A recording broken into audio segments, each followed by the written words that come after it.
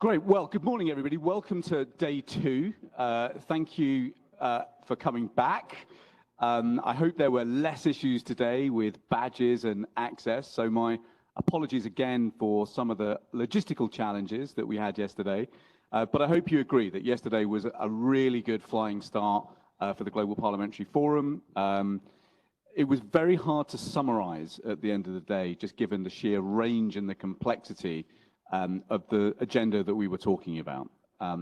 So today we've got a couple of important sessions, and I'm delighted that we're kicking off today with this session on good governance, accountability, because it is one of the key topics that you as our Parliamentary Network members told us you want to hear more about. And we've got a fantastic panel that I'll introduce once we've heard from Anna Bjerre from the World Bank. But one of the things that I really want to underline today is the way in which the Parliamentary Network can help you with the process of scrutiny, oversight, accountability within your parliaments. And one of the ways that we can help you do that is by supporting you creating Parliamentary Network chapters of your own in your own parliaments. This is not a big or arduous task. This is about getting maybe 4 or 5 and above parliamentarians in your parliament together, writing to me as chair, and then creating a bit of a work plan. And what that allows you to do is to support your own platform and, crucially, your own relationships with the World Bank and the IMF in your countries. So it helps us then connect you into some of the work that we do, for example, field trips. It also allows us to connect you into the work we're doing with McGill University around capacity building.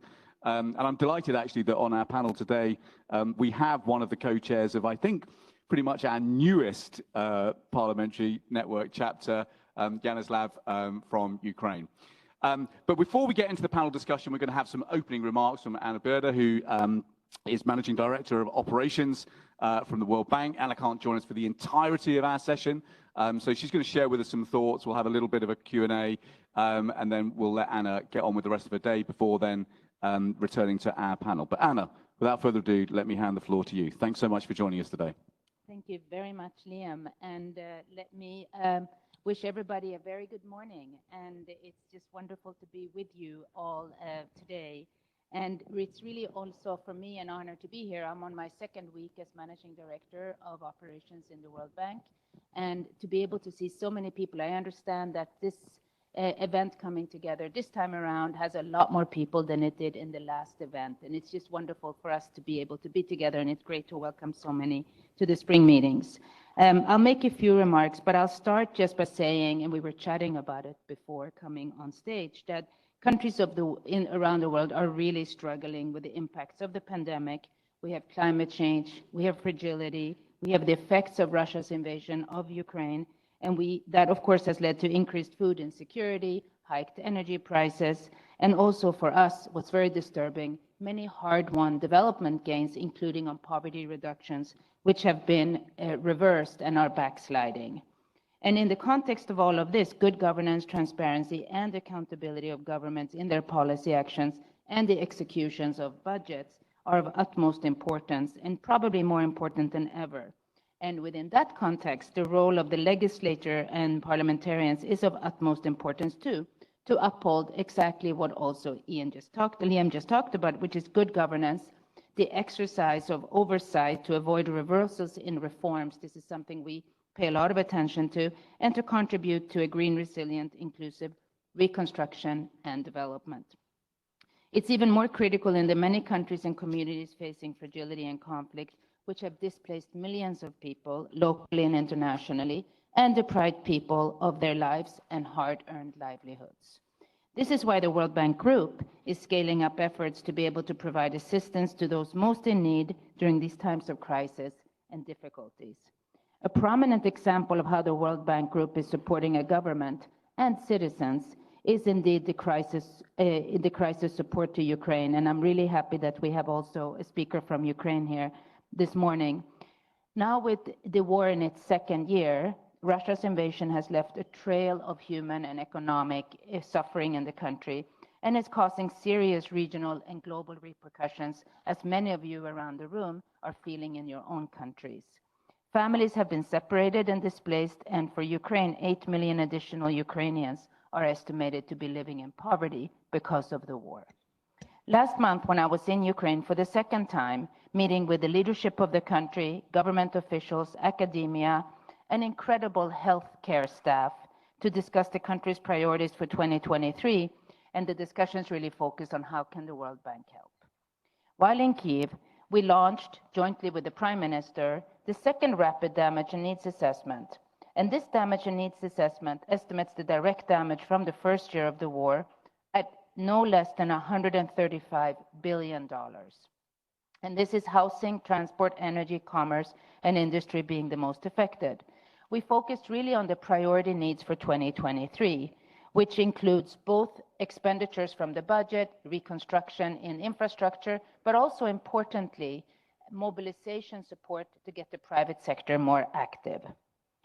The analysis finds the dreadful human impact of the invasion and how loss of lives, livelihoods, incomes, and assets have exacerbated poverty and inequalities, and in particularly affected women, children, and people with disabilities. It resulted in dramatic setbacks in sustainable development goals, especially those related to poverty, health, education, economic growth, energy, peace, and justice.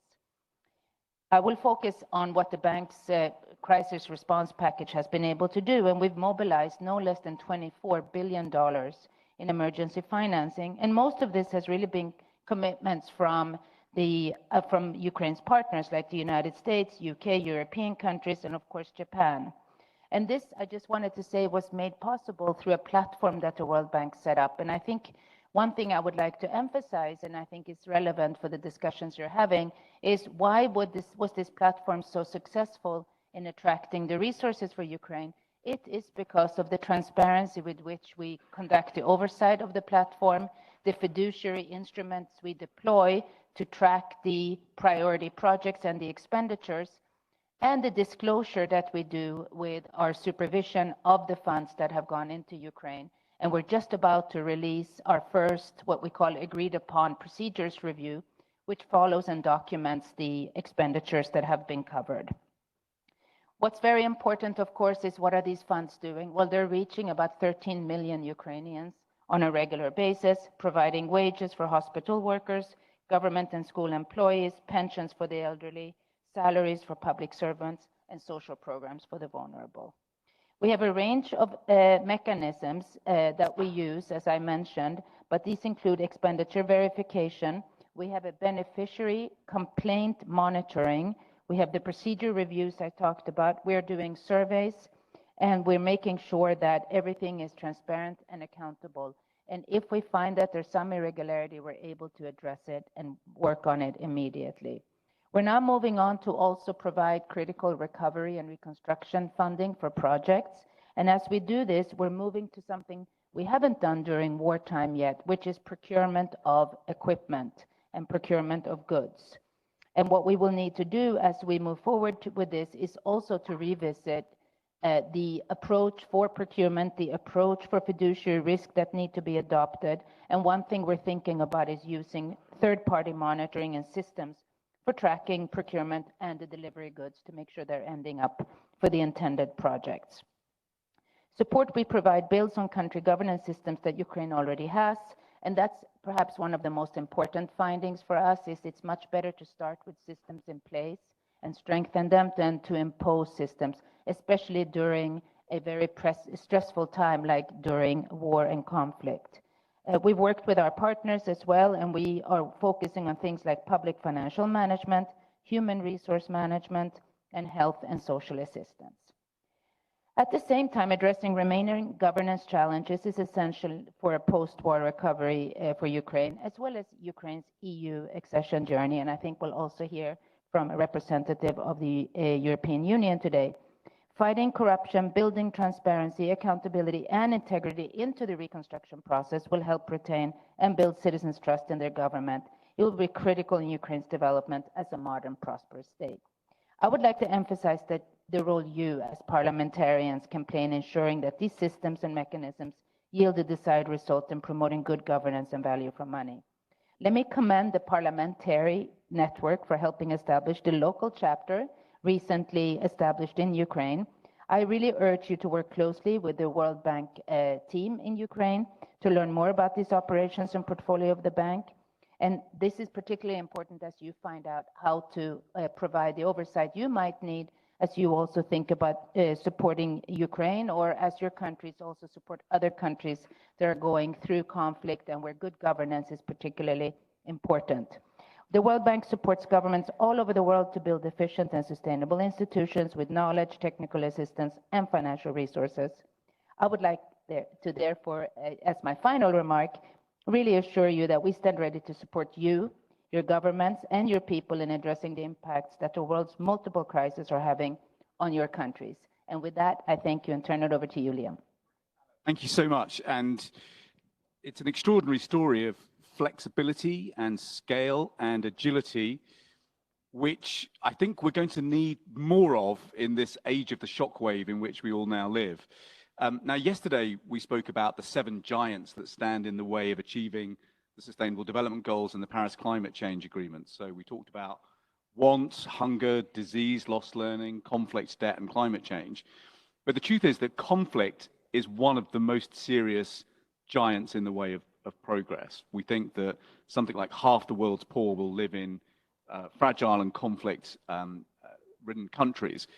Have you learned a lot over the last year about how you build development assets in a way that supports good governance in conflict zones over the last year?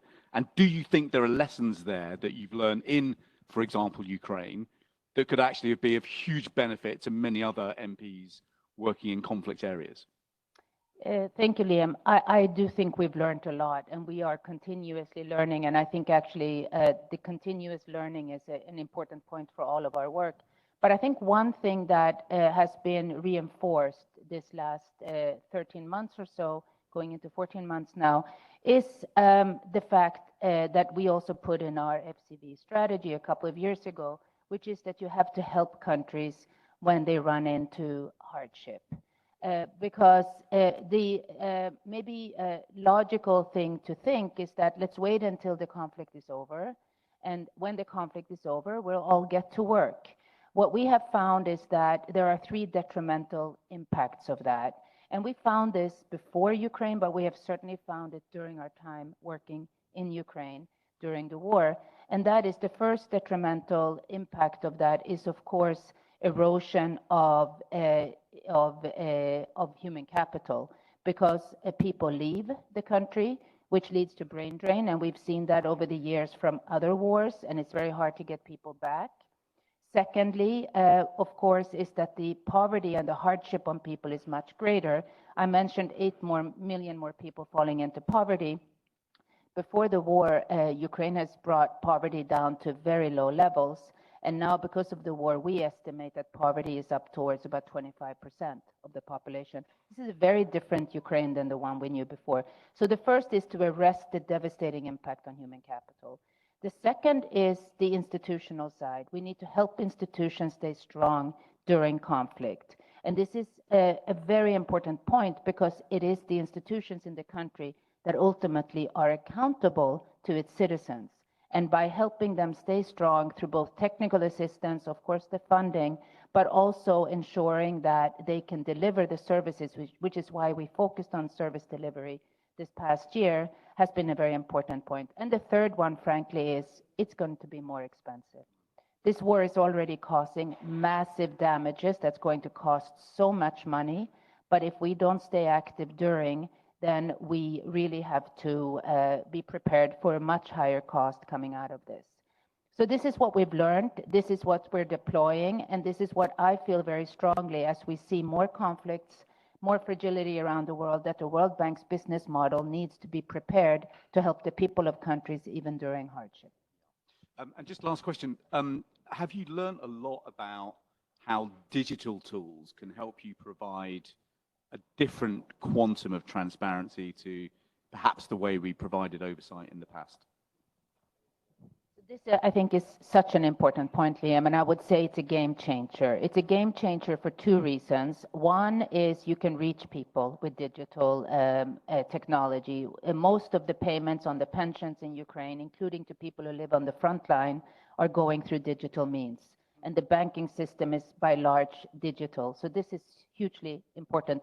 The second thing is the transparency. Our verification of expenditures in Ukraine are made possible thanks to digital transactions.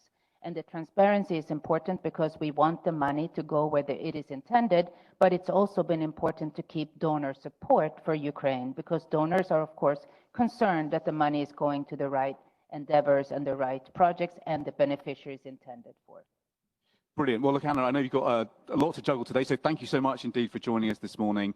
And please join me in giving Anna a show of appreciation and thanks as you head out into the rest of the day. Thanks, Anna. Great. Okay, so a flying start. So we're going to hear now from Rhoda Weeks-Brown, who is General Counsel and Director of the Legal Department of the IMF. And then seamlessly, Rhoda is going to hand over to Arturo Herrera Gutierrez, who some of you met before our October meetings and gave us a brilliant presentation and some brilliant insight into the work that the World Bank is doing on good governance, transparency, and anti-corruption. But Rhoda, let me hand the floor first to you. Okay, well, thank you, Liam, and good morning, everyone. It's a huge pleasure to be here with you.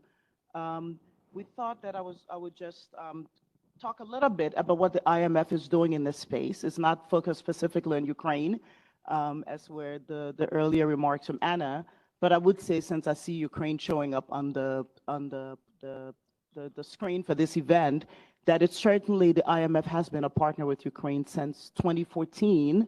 I would say, and MP Zelezniak is here, but in a number of issues related to corruption, helping to providing support in the implementation of reforms in a range of areas, and continue to partner till today.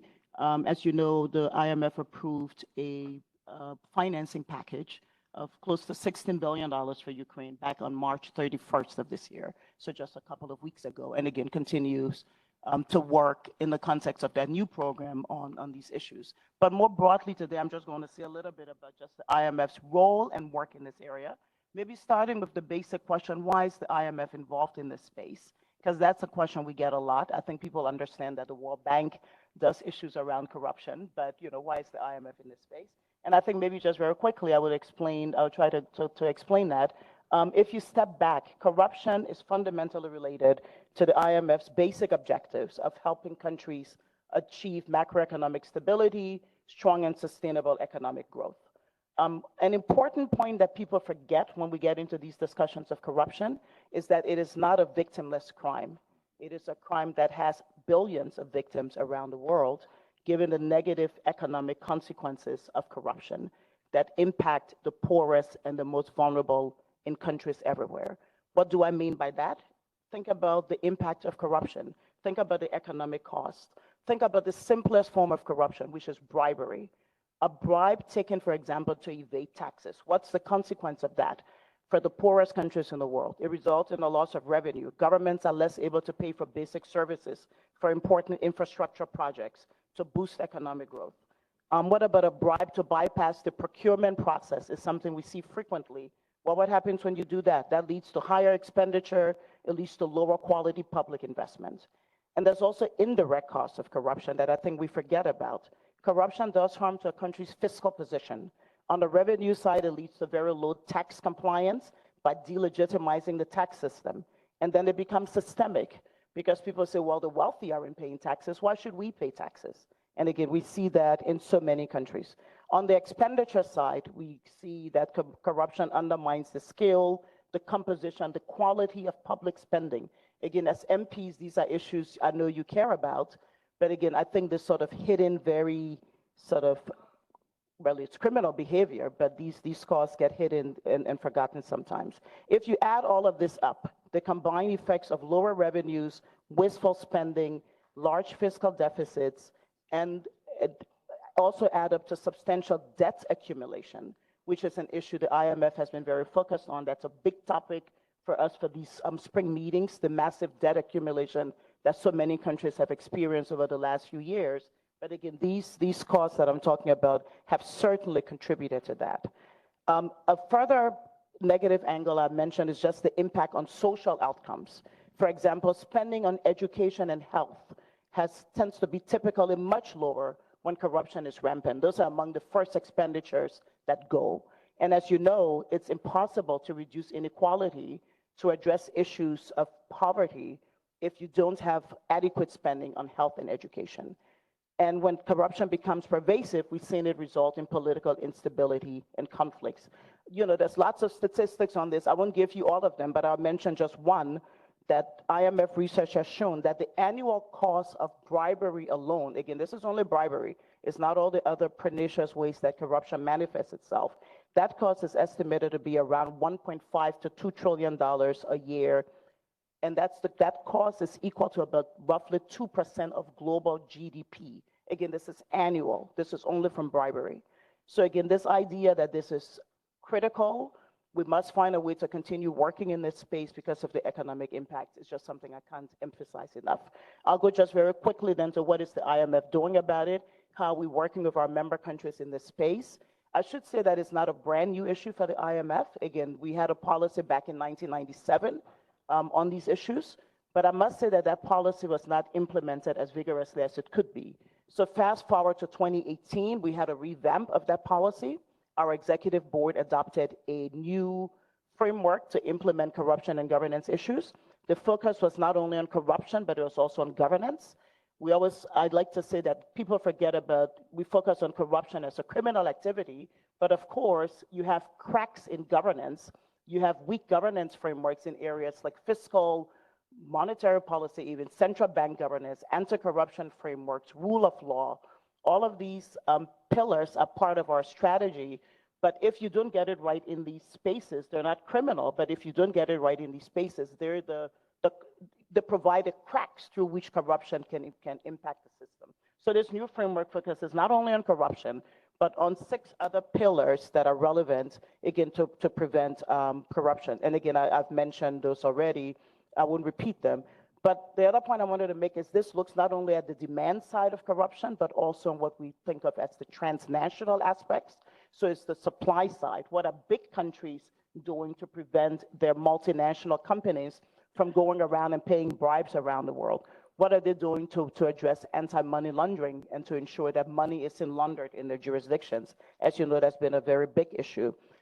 We do all of this work not only in the context of lending, I mentioned Ukraine earlier, but it's very important, and we have a number of countries that have conditionality related to corruption, but we also do this in our routine annual economic consultations with member countries. It's very important because this is not a project-specific issue. It's an ongoing economic conversation given the economic cause. And so the fact that, again, all of your countries have these, we call them Article 4 consultations. I'm sure some of you may have participated or you've been aware of this, but these annual discussions provide a very important means of having conversations in this critical area.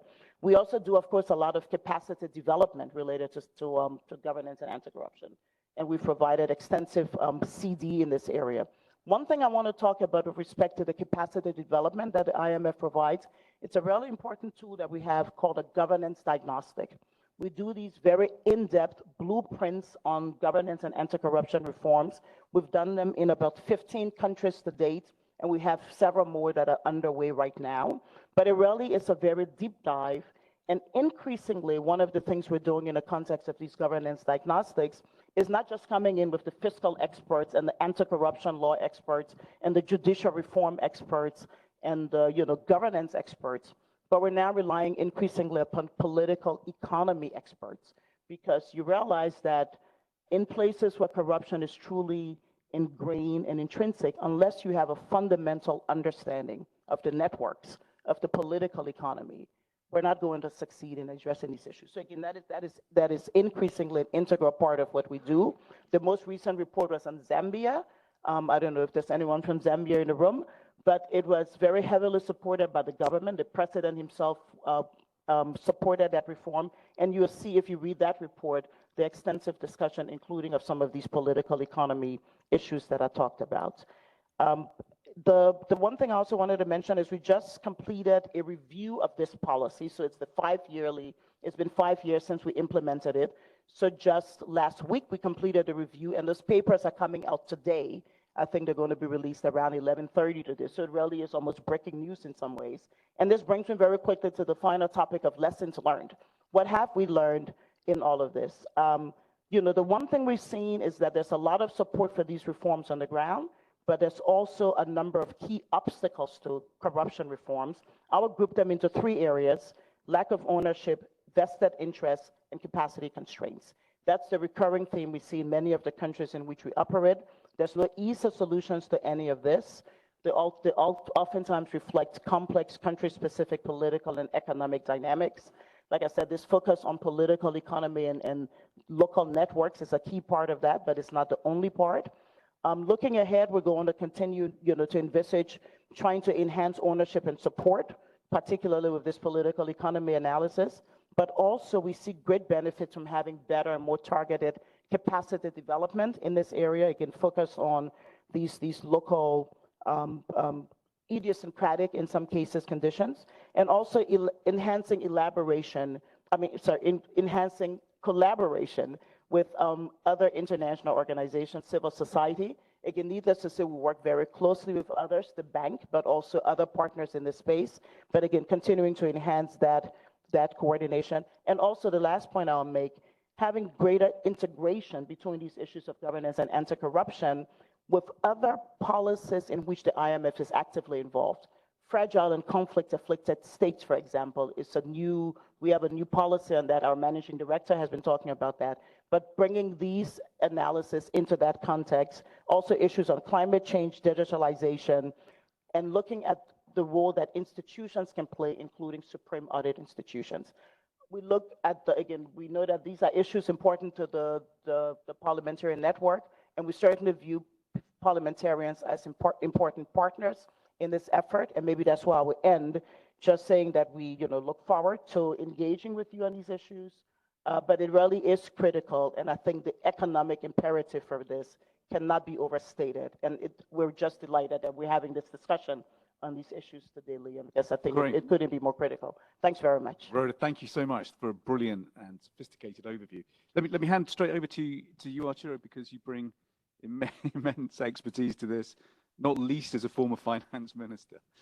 Let me hand to you now. Thank you. Yeah, thank you. Really happy to be here with you today.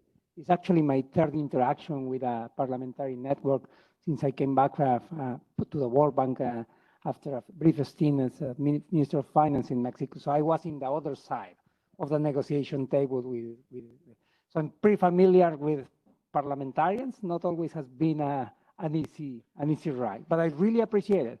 I actually think that an honest discussion and negotiation with parliamentarians is one of the strongest pillars of democracy, and I would like to go a little bit deeper on that one. It's not even 10 a.m. today, and we already talk about food crisis, conflict, Ukraine, and that's just how we roll. Yeah, exactly. And I think there are a series of trends and crises which are relevant not just because they are headlines in the newspapers, because parliamentarians take decisions not in the vacuum, but in a specific context. The decisions that you take in terms of budgets, appropriations, etc., are shaped by the context in which things happen. So let me just quickly go over them, just to have an idea of the multiple challenges you have. 4 years ago, we started with a trade conflict between the US and China. Then we moved to COVID and all the implications on the health sector. Then the economic implications of the lockdown of COVID. Then inflation, like the world haven't seen in almost 4 years, at least in advanced economies. Then a food crisis. Then an increase in the price of oil and gas. The geopolitical issues related to the invasion on Ukraine. And most recently, stress on the banking sector, starting here in the US. And that you all know, you are pretty much well aware about it. But there's another trend which is less visible, which is related to the work that you do and that we are really concerned. We used to think rather naively, if you want, that countries and democracies tend to develop in a sort of linear way, right? That have some good governance have as a relevant ingredient a system of check and balances between the executive power, the judicial, and the parliamentarians, and that some countries would move faster to those ones and some slower, but everybody was moving in the right direction. And what we have seen over the last few years is our trends on reform reversal. We have seen that there are pushback in some countries, either to the parliaments, to the supreme audit institutions, to the judiciary, or to the access to information in institutions. And that's something that we all need to be aware, and at least a couple of those institutions are very often, in most countries, under the oversight of the parliaments. So let me talk a little bit about two of them. The first one is supreme audit institutions. Very often supreme audit institutions are like one of the branches that helps to make sure that there's actually no corruption on the executive side. What we have seen are two interesting trends going on recently. One, which is very concerned, as I said, is a pushback towards less independence of supreme audit institutions. But on the other one, and we have been already talking about digitalization and technology this morning, is how digitalization and technology help supreme audit institutions to do audits in a much smarter way than they were doing before. Now they could, and I'm not going to stop on this up to the detail, but they could connect the expenditures database with a tax database, with a public registry database, with the names of the public officers who award contracts, and just by playing with algorithms, in a few minutes, they got red flags that something may be happening. So there are some interesting things coming out from that. Then the second area, which is very important, is one of the largest responsibilities that you have is to approve fiscal matters, and in particular budget matters. And for that, members of the parliament tend to rely in internal offices that provide some of the technical background of them. In the United States, we have one of the best examples of that, the CBO, the Congressional Budget Office. It is not only considered the technical arm of the parliament here, of the Congress, but it's also considered to be really good, and their forecasts are the closest that people think as really objective forecasts on fiscal issues. So that's a good example of what we are seeing being replicated in many countries. Let me just now move to a couple of issues which I think are relevant. And some of them are related to the issues that we have already discussed about the digitalization. COVID was a shock in many senses, and it was a tragedy. But the world needed to adapt, and it was the largest push to the digital economy, but also to the way in which we all work. At the World Bank and the IMF spent almost 2.5 years working remotely. But members of the parliament were also approaching some of an e-parliament mode in which they learn not only to operate remotely if needed, but also to be able to bring resolutions, laws, etc., to a digital world so that the citizens could engage with that. And this is the last part I want to mention it. There are several trends that push toward the digitalization. One is obviously the advance of technology, and social media is a tricky fish. Sometimes it's really good, sometimes it helps as a vehicle to bring fake news. But it has been very interesting in the sense that it allows citizens to express their complaints and to express their discomfort towards something things. And this last point, the ability to connect to the citizens is really important. And we think that maybe you are one of the actors that are better positioned to connect with the citizens. You were elected by the citizens. You know the problems in your communities. So that's probably one of the aspects in which interesting to look for, how to use social media and technology to help parliamentarians connect to their citizens, which is a different way to increase accountability. Fantastic. Brilliant. Right, so two fantastic perspectives from the fund and the bank there, and now it's a real pleasure to introduce some perspectives from some brilliant parliamentarians who are great friends of the Parliamentary Network and who are leading some really important innovation. Michael, let me turn to you first, if I may. Michael, a very long-standing and experienced member of the European Parliament, deeply involved in foreign affairs work of the European Parliament, and deeply engaged in some of the European Union and the European Parliament's work with Ukraine. Michael, let me hand to you. Yes, thank you very much. Good morning, dear colleagues. Indeed, my name is Michael Gala. I have been the standing rapporteur on Ukraine in the European Parliament since 2016, and of course I know the country far longer. I think that is an excellent topic, transforming government and accountability, fight against corruption, because I'm deeply convinced that one of the prime reasons for Russia's illegal and unprovoked and unjustified, shall I say, colonial war of aggression against Ukraine is that this country, since its own revolution of dignity in 2014, has embarked on this very route of fighting corruption, gaining accountability, transparency, good governance. I mean, there have been other reasons, traditional Russian supremacist attitudes towards its neighboring peoples, nations that argued, and the war criminal in the Kremlin has argued about that for many times. But the prime reason that I see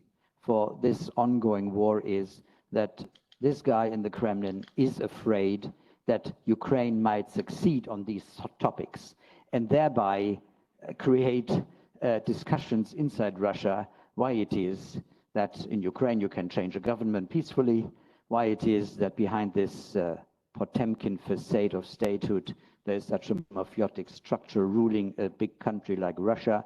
All these questions he wanted to avoid to be asked, and thereby invading this country. And not only affecting Europe, but we have all seen the rise of the grain prices, the crisis of nutrition, because one of the bread baskets of the world has been attacked by an unfriendly neighbor.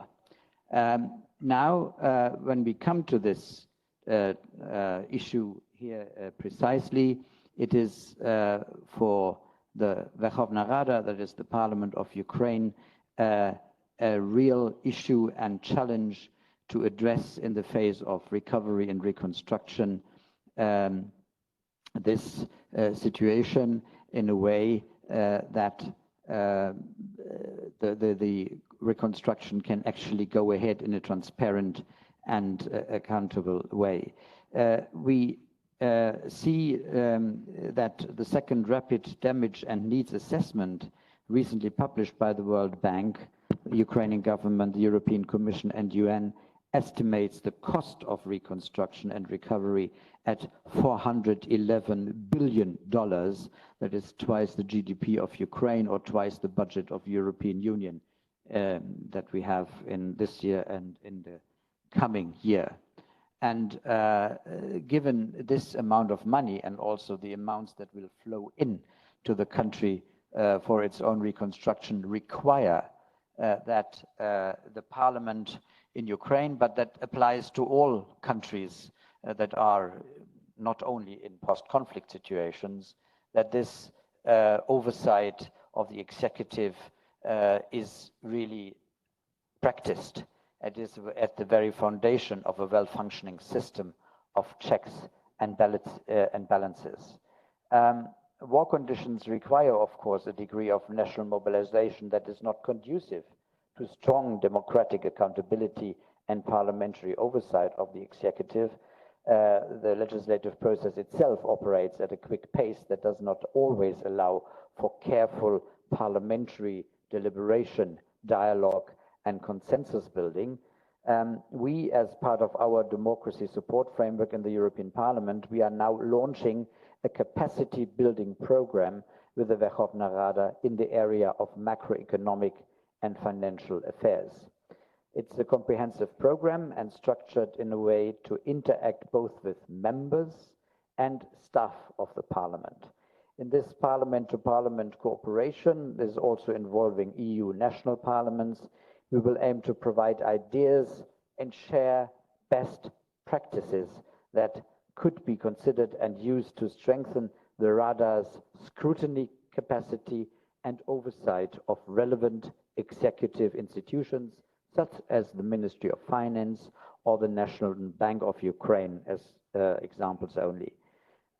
We have extensive experience in our parliament and our EU national parliaments and expertise with scrutiny in the relevant areas that could be used as input for the Rada as it goes into the reconstruction phase. We will, of course, welcome also any input and useful ideas on parliamentary scrutiny also from parliaments outside the EU, and we hope to establish a fruitful cooperation with the IMF and the World Bank as the leading international financial institutions involved in providing financial and technical support to Ukraine. It is important to stress that the process of reflection on how the Rada can strengthen its scrutiny role and capacity that must go hand in hand with the process of designing and implementing the reconstruction program. The Rada must be ready to play its institutional role in the challenging times that lie ahead in the reconstruction phase. Let me once again stress that this tragic example of a war against an innocent neighbor is something that is not restricted to Europe. It might happen anywhere where conflicts prevail, and it can have its effects on areas far beyond your immediate neighborhood, as we have seen with the food crisis that was the result of this Russian aggression. And I invite colleagues from countries who have experienced these cases of bad governance and corruption to look back at previous scandals and ask themselves the question: what has the Parliament, in its specific constitutional role of scrutinizing the government, what has the Parliament done? What should it have done, or what could it have done? And then give honest answers in order to prevent future cases of such big corruption cases happening. I could go around different countries which I know a bit better. I'm not naming anyone. No, everybody knows of their specific recent scandals, but I think this issue is something that is of global interest, and Ukraine is a tragic but very useful example how to deliver better and to become better. Thank you.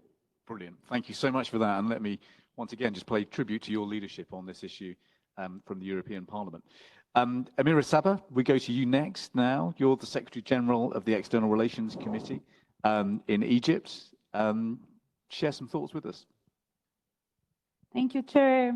It's with great pleasure that I join you today among this panel and listen to the very informative experiences from my fellow MPs and panelists.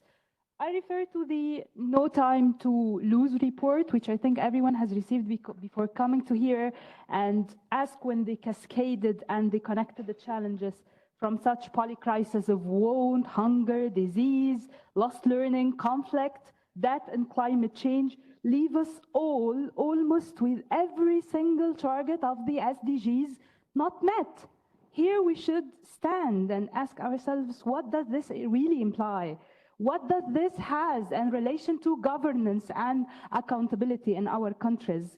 when numbers like 600 million people will be living in extreme poverty by 2030, 193 million people across 53 countries are now experiencing acute food insecurity. My country is experiencing a kind of food insecurity and are in urgent need for assistance. And when 200 million children's lives are threatened by malnourishment, when the expenditure of low-income countries on debt servicing is more than any point at the last 30 years, this is what the report is saying, and these countries are still the most vulnerable for climate change, and they are asked to pump millions of dollars for mitigation and for adaptation when the major economies are falling short to fulfill their commitments, and we have such massive variation in development priorities between the donor and the client countries.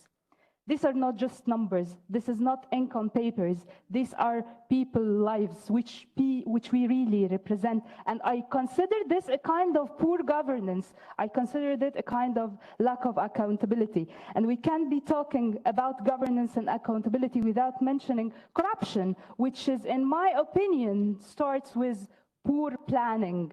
The thing which I see is happening actually at the top financial institutions and leads to distorted expenditures choices and very harsh economic decisions away from those beneficial for inclusive growth, the things that generates always greater kickbacks. I believe the governance and accountability plans can't be imported or imposed from outside a country. They should be reflecting the interests of the people as an ultimate priority. Citizens should be empowered through transparency and participation, through finding their basic needs of food, shelter, and education met first, so that we can tackle then corruption and build strong and sustainable institutions. Only when this happens, developmental impacts flourishes. I will share with you some highlights regarding governance reform in Egypt and also talk a bit about what sets back these efforts. Egypt set a program for the private sector's participation and state-owned assets with a target of $10 billion annually for 4 years, introduced a new value-added tax system to replace its outdated tax system, amended and introduced several laws that governs the public sector and the investment portfolio, including streamlining the investment process as showcased by the 2017 investment law, a new enabling law on civil service. New organizational divisions have been introduced into the state's administrative apparatus, including the establishment of units for strategic planning and policies, evaluation and monitoring, internal audit, human resources. A very ambitious also energy transformation plan is being drafted with tangible implementation on mega projects in renewables, a 2030 sustainable development plan and a climate change strategy. A nationwide also initiative aimed to transform the lives of nearly half of the population, Haya Karima, or Decent Life, which is happening to consolidate the efforts among the national state institutions, civil society, and development partners. Yet, the COVID crisis, the consequences of the Russian-Ukrainian war, and the global economic recession is a big obstacle to have these efforts being implemented on ground, and it stands between them and the people. Another thing also is that from my observation, two important stakeholders are missing the reform formula of Egypt: accountability and participation and decision-making. Usually, reform priorities are set behind closed doors between the government and the developmental banks, with no such involvement of more of the public. Even parliamentarians, I think they should be really more involved. We represent the people, and we should see how these grants, loans, developmental plans are really being implemented on ground, to what extent, and to what extent are they failing or actually succeeding to reach their initial plans, because there is such a big gap between what is drafted in the reports and what is happening on ground. And this gap should be perfectly crossed when parliamentarians jump in and when they are part of this planning process. Another thing is also sustainability. Most of these reforms are project-based. Once the project is there, the sustainability doesn't go on. We need to ensure the sustainability of these projects beyond just the project cycle in order to mobilize legitimacy and institutional support for these aimed results. And I believe that we as parliamentarians have crucial roles to play in promoting governance and accountability in our countries, making sure that our overseeing and legislative agendas include interventions pushing for fiscal transparency, better market regulation, protection of property and contractual rights, incentivizing more the private sector, which is really a key, where its involvement should also be coupled with promoting the public good. I believe that every weakness, every vulnerability, and every inconvenience have an institutional root in governance practices in every respective country, actually, not only in mine. Only through effective, capacitated, accountable, and responsive governance structures and processes, one can see an end to the endogenous and to the exogenous crises facing every country. Institutions matter, yes, they matter a lot. They matter more than ever. By the quality and the design of the institution in question matter the most globally and locally. For this, again, parliamentarians should be much more involved in the decisions regarding these institutions. We need to really cross such global divides. Every time we put plans for like 20 and 30 years, and we miss achieving them. So I believe we have a role to play more, and there are such experiences to share all the time. Thank Brilliant. you. Thank you so much indeed for that. And then our final speaker from a parliamentary perspective is Yanislav Zalesniak. He is, as I mentioned, he's the co-chair of one of our newest Parliamentary Network chapters in Ukraine, but he's also the first deputy on the Parliamentary Committee of Finance, Tax and Customs Policy in the RADA. And I think you're going to share with us a few slides, but let me hand the floor to you now for your 5 to 10 minutes, and then I'll open it up to the floor so we've got some time for questions, thoughts and comments for the panel. Yanislav. Good morning. I'm a member of the Parliament of Ukraine, and as all Ukrainians, in last year, 24th of February, I wake up in 5 a.m. because not far away from my home, the Russian missile, first of them struck. In 2 hours, we gathered in our parliament building. We actually gathered before. And from this starts our struggle for freedom, peace on the world, and also financial sustainability of our country began. I don't want today to talk a lot what war is mean. I'm sure that all of you have heard all this story, especially from my native town. I'm from Mariupol. It's almost destroyed. And my sister lives 3 weeks in basement to get out from the city. But I want to tell you the story, what's the role of the parliament during the full-scale war, and some takeaways from our experience, and what I believe will be the next for Ukraine, and as well, what we have achieved already together.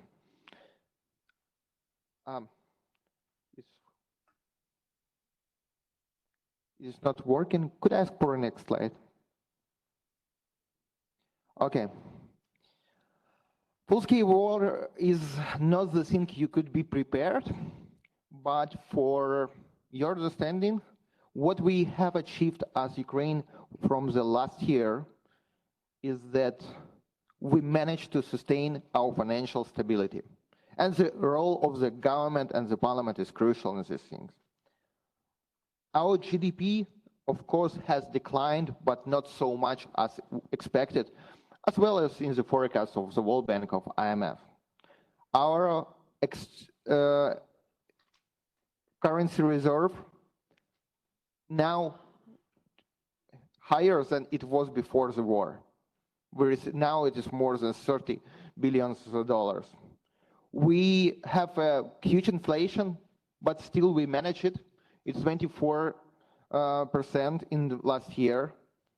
As you know, it is sometimes even less than some European countries has. Now, the majority of our business not even survive, but waiting to expand their business in this year. Our business is heroes, and I will show the next slide how they survive when the one sort of territory occupied, when there is no electricity and a lot of Russian missile in the air. But last but not the least, the role of the parliament. For your understanding, we are gathering in the old Soviet building with the fancy glass roof. It looks nice, but it is very dangerous when there is Russian missiles on the air. But still, from the beginning of the war, we are gathering in the same parliament building to show to all the world and our people that we are here, we are in Kyiv, we are doing our work, and all Ukrainian institution works. National Bank works, Ministry of Finance works, and Parliament here. And for your understanding, from last year, we adopted approximately 400 laws, 800 issues. It is 2 times more than we adopted as the Parliament during the peaceful year. And for your understanding, voting in Ukrainian Parliament is a long time. For today, we have the plenary meeting. It was 92 voting. So we are risking our lives, but we're still doing our jobs. Next slide, please. It is my favorite slide, and Ms. Kristalina already mentioned it. During the wartime, when there is a problem with electricity, and when you are walking on the street of the Kyiv or other city in the winter, you will hear the sound from the electric generators. When this one sort of territory has been occupied, we gather the same amount of taxes which we are planning to gather during the peaceful time. The same amount. And it is true that in Ukraine, the paying taxes, as in other countries as well, is not very popular thing. But our business, even when they have right not to pay, they paid and tried to such way to support our country. 20% of our GDP is our internal resources, from customs and taxations. And why it matter? Because very simple things regarding the budget of the country is in a full-scale war. All our internal resources, almost 100%, is going only for one budget issue, is financing our army, security, and military equipment. So the next slide is, could you switch? The next slide about the help which we already gained from your countries. Ukraine attracted $32 billion in the last year. It is a huge amount. And it's a huge amount of money we get from a lot of countries, from institutions like IMF, from European Union, World Bank, and thanks to United States, Canada, Japan, Italy, Germany, and other countries you could find in this table, and even the list is even more. Thank you. Why it is important? Because, as I said before, could you switch to the next slide? The majority of our spendings, it is military spendings. And all our pensions, medical expenses, refugees aids, simple infrastructure, rebuilding the bridge which has been destroyed by Russians, it is due to this international support which Ukraine received. And we're still receiving that. Currently, we already in this year attracted more than $12 billion.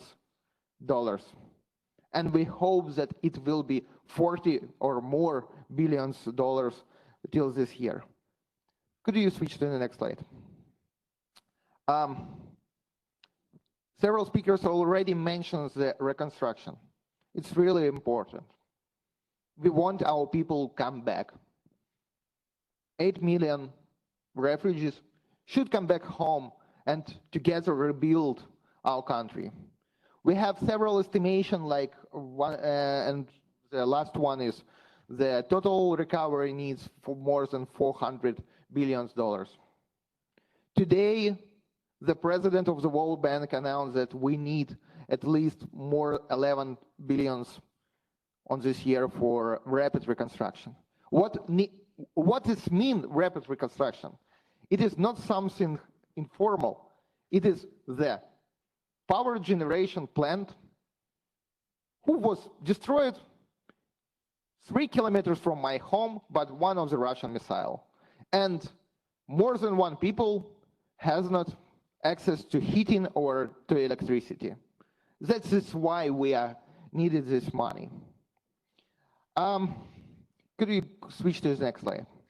You know, I hope that when our victory will be on the floor, I will write the book from takeaway how to be the MPs and how to manage the financial system during the full-scale war. We'll publish it. Yeah, and I hope you will never need these advices because your country never will face the full-scale war.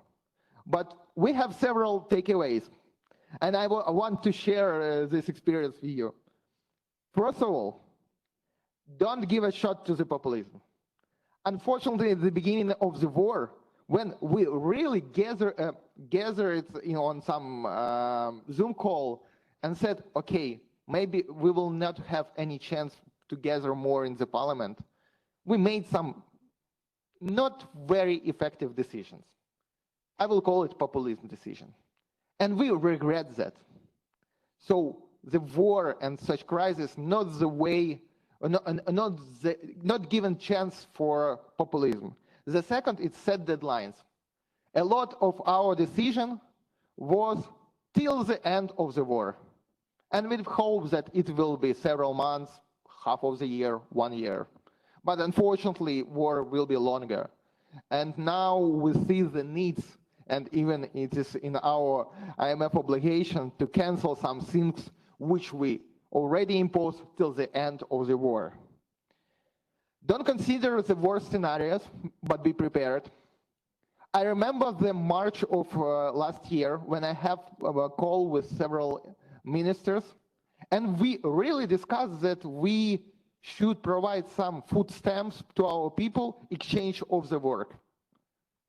And thanks to that, we don't need such approaches, because now the demand for the employees almost the same as it was before the war. And there is, fortunately, a lot of work in place still in Ukraine.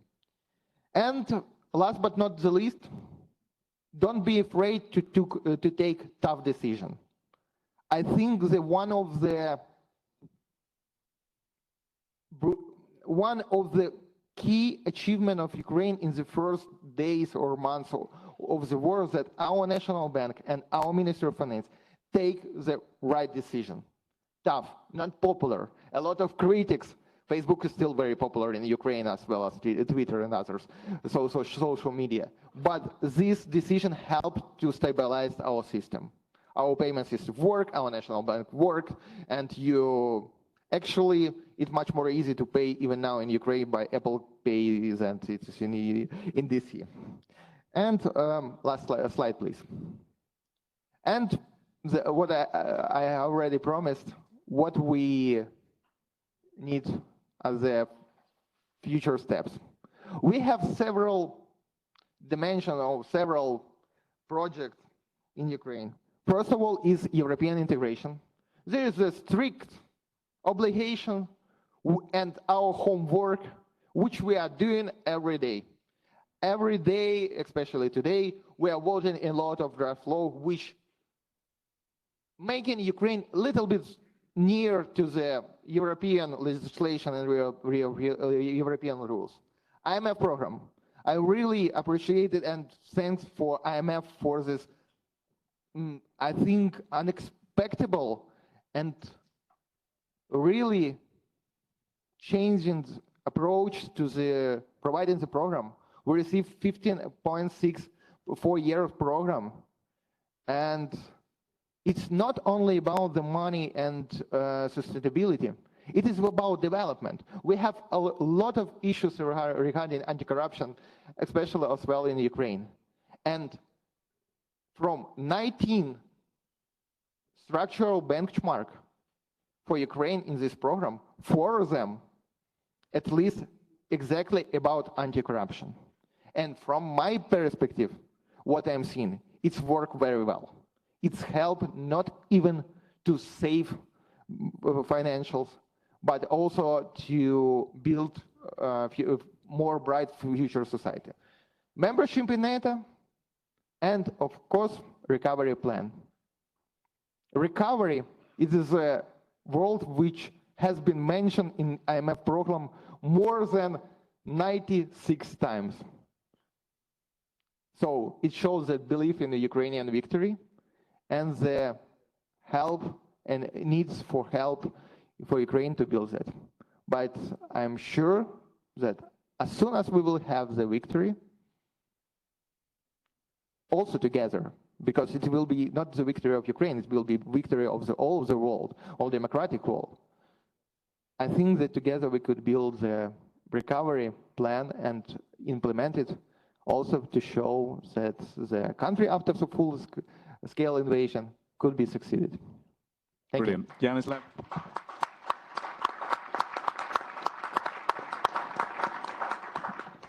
We stand with you and we'll stand with you until that victory is won.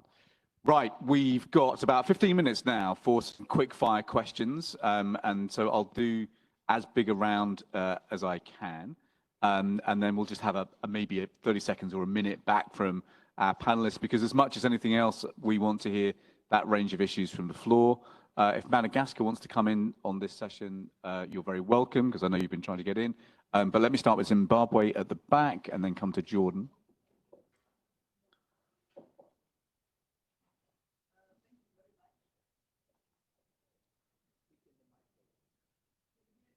Yeah, just speaking to the microphone.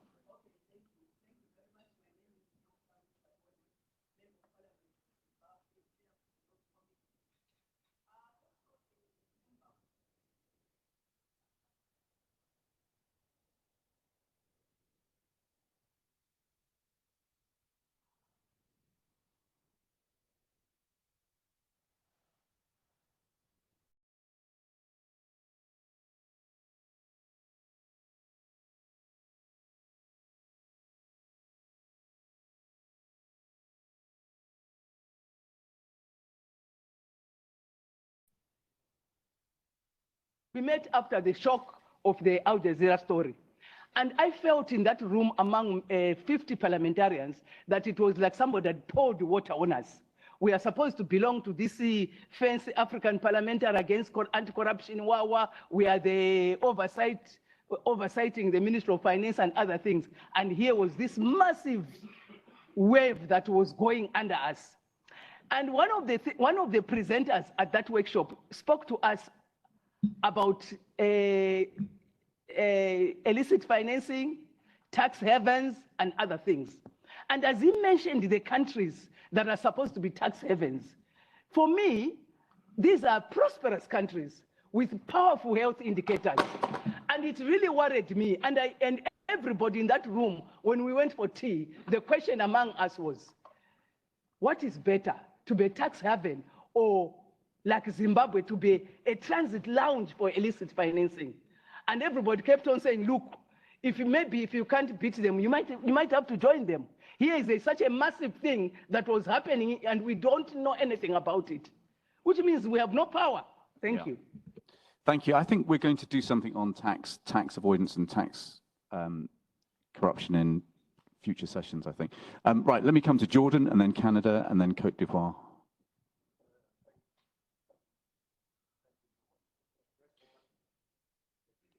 Can you There hear you me go. now? Yeah, you're good. Thank you. Thank you. I'm a bit confused.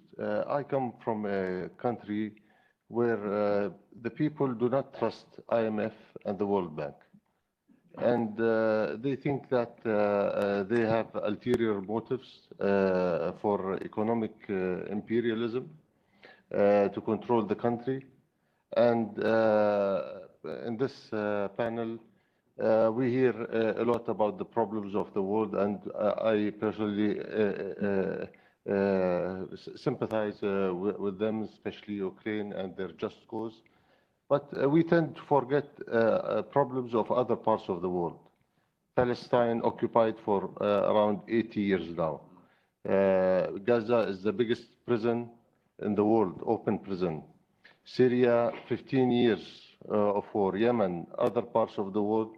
And we tend to forget them, just like having a broken window in our home that we totally forget about. And this is the second day, and nothing was mentioned about these priorities and how to end them. Now, the issue for me is how does the bank set priorities? If we are asking governments and countries to set to have governance and corruption, but the question comes to the World Bank and the IMF, how do they set their priorities? What is the role and the say of the developing nations that have problems to set these priorities and to have a say in the priorities of the World Bank and IMF? Thank you. Thank you. And we can go into more detail on that, I know, in the roundtable on Middle East and North Africa. Canada, Côte d'Ivoire, and then I'm going to come to the back and then come down this side. Good morning, and thank you to all our panelists this morning. My question is on Ukraine, and there was mention that $24 billion has been mobilized through the World Bank to Ukraine, and funds are reaching 13 million Ukrainians. So thank you. We've all seen through Ukraine that peace and democracy and freedom can never be taken for granted. Can you further elaborate on valuable lessons learned and expand on your comment where benefits given at the beginning of the war turned out to be ineffective? And while you think about your response, allow me to share Canada's position. Canada just lent another $2.4 billion to Ukraine, bringing our total support to $8 billion. And that brings Canada's support per capita to a total of $100 US per person, which is the highest in the world, and of which $5 billion has gone through the IMF thus far for energy infrastructure, essential services, and more. So thank you to Ukraine, and I'm looking forward to your response. Thank you so much. Côte d'Ivoire, and then I'm going to go to Kosovo. Merci, Monsieur Liam. Je voudrais adresser ma question. Thank you, and I should like to ask Mr. Liam this question. After this brilliant intervention that you had on corruption, we all know that corruption is one of the fundamental reasons of unsound or poor governance in our developing countries. And as parliamentarians, we have to play an oversight role. And of course, this is in line with our duties and our mission, and of course, for our constituencies. And so we must serve our constituencies, but we also have to build infrastructures and basic infrastructures, health infrastructures, schools, and also fight against poverty, which is one of the most important things we need to do. But still, we still haven't succeeded, and we haven't reached our objectives because of the very existence of tests and, of course, what our parliamentarians are doing in oversight activities, regardless of anyone's social status or political party affiliation. But the lack of information is extremely problematic, especially on the state's budget and by the executive. My question is this: how can we make our parliamentarians more efficient and our parliamentaries more efficient in fighting against corruption? What type of mechanisms can we implement in order for parliamentarians to fully play their role in governmental and executive oversight. Thank you. Kosovo, Algeria, and Senegal. Just very quickly, please. All right. Thank you so much. Thank you so much for the presentation so far, and especially I was very first of all, I'm Uza Hote. I'm an MP from Kosovo, and being from a country who has also experienced conflict in the recent past, in the late 90s, we really feel about what Ukraine is going through and everything that was just presented. It really brings back the memories and the transition that we had to go through in the past 22 years.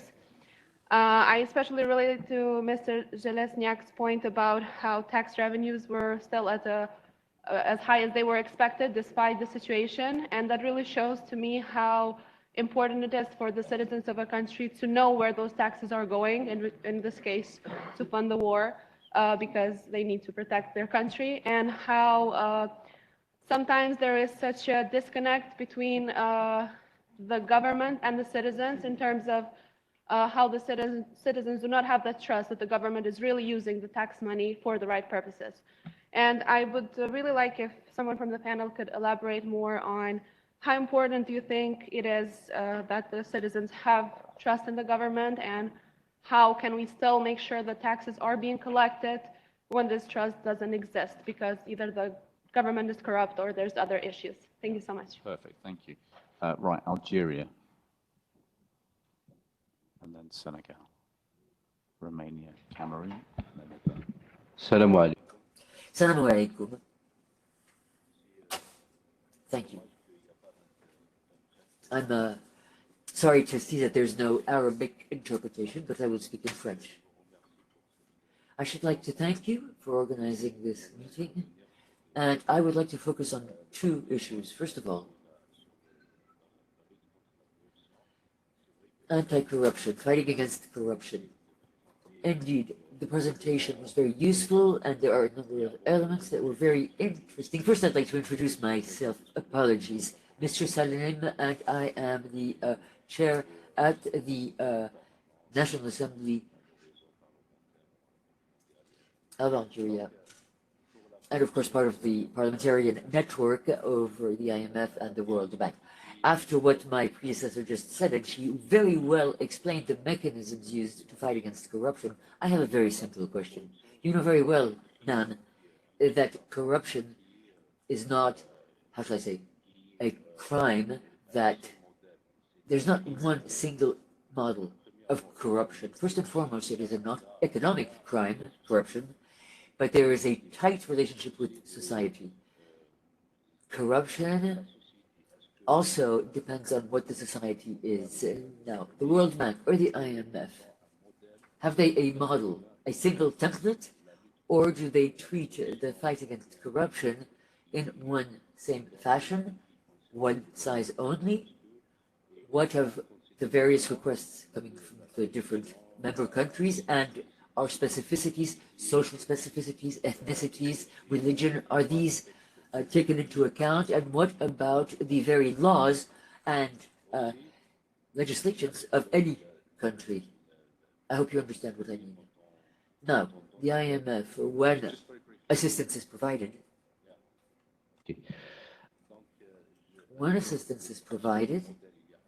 is there one single template, one single model, or are the various countries taken into consideration as their specificities would require? Now, in conflict situations, and according to the speakers and panelists, these current crises worldwide, and I would like to redound to the benefit of my colleague from Jordan, who explained it very well. I completely agree. The IMF and the World Bank, have they planned anything for future crises or crises that occur elsewhere, such as in Palestine? Has there been a program that has been developed? Any funding or any aid for the population, for the Palestinian population, to wit, which has been suffering from more than half a century of war? Thank you kindly for your attention. Right, Senegal, and then Romania and Cameroon.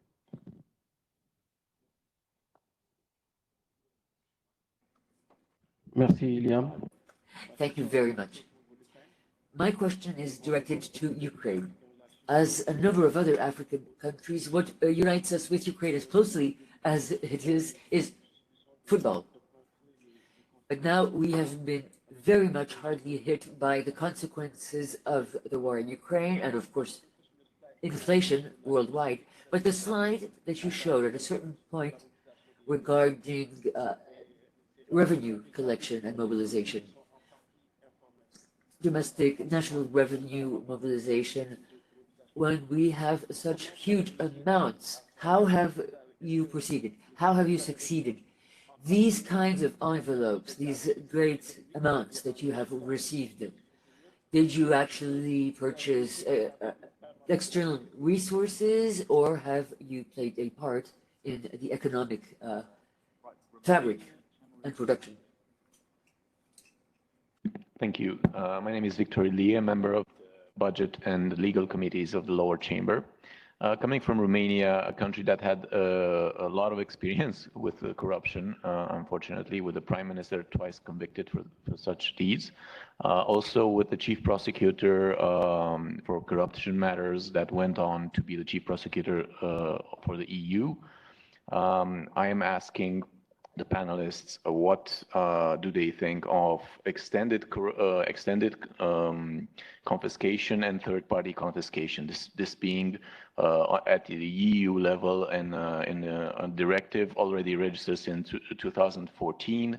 And I'm asking what do you think about this, since already there's legislation, especially in Luxembourg, that is trying to separate this confiscation from the criminal file, because it gives the prosecutors time to focus on the conviction and gives other authorities time to focus on the actual recovery of the prejudice or whatever money was exchanged, because this is very important. We've seen a lot of corruption convicted felonies that just enjoy the benefits of their criminal activity after 2 or 3 years imprisoned. And this is very, in my mind, it's very important to tackle this aspect. And my question is, what do you think of extended corruption and third-party confiscation, extended confiscation and third-party confiscation? Thank you very much. Incredibly important debate, yeah.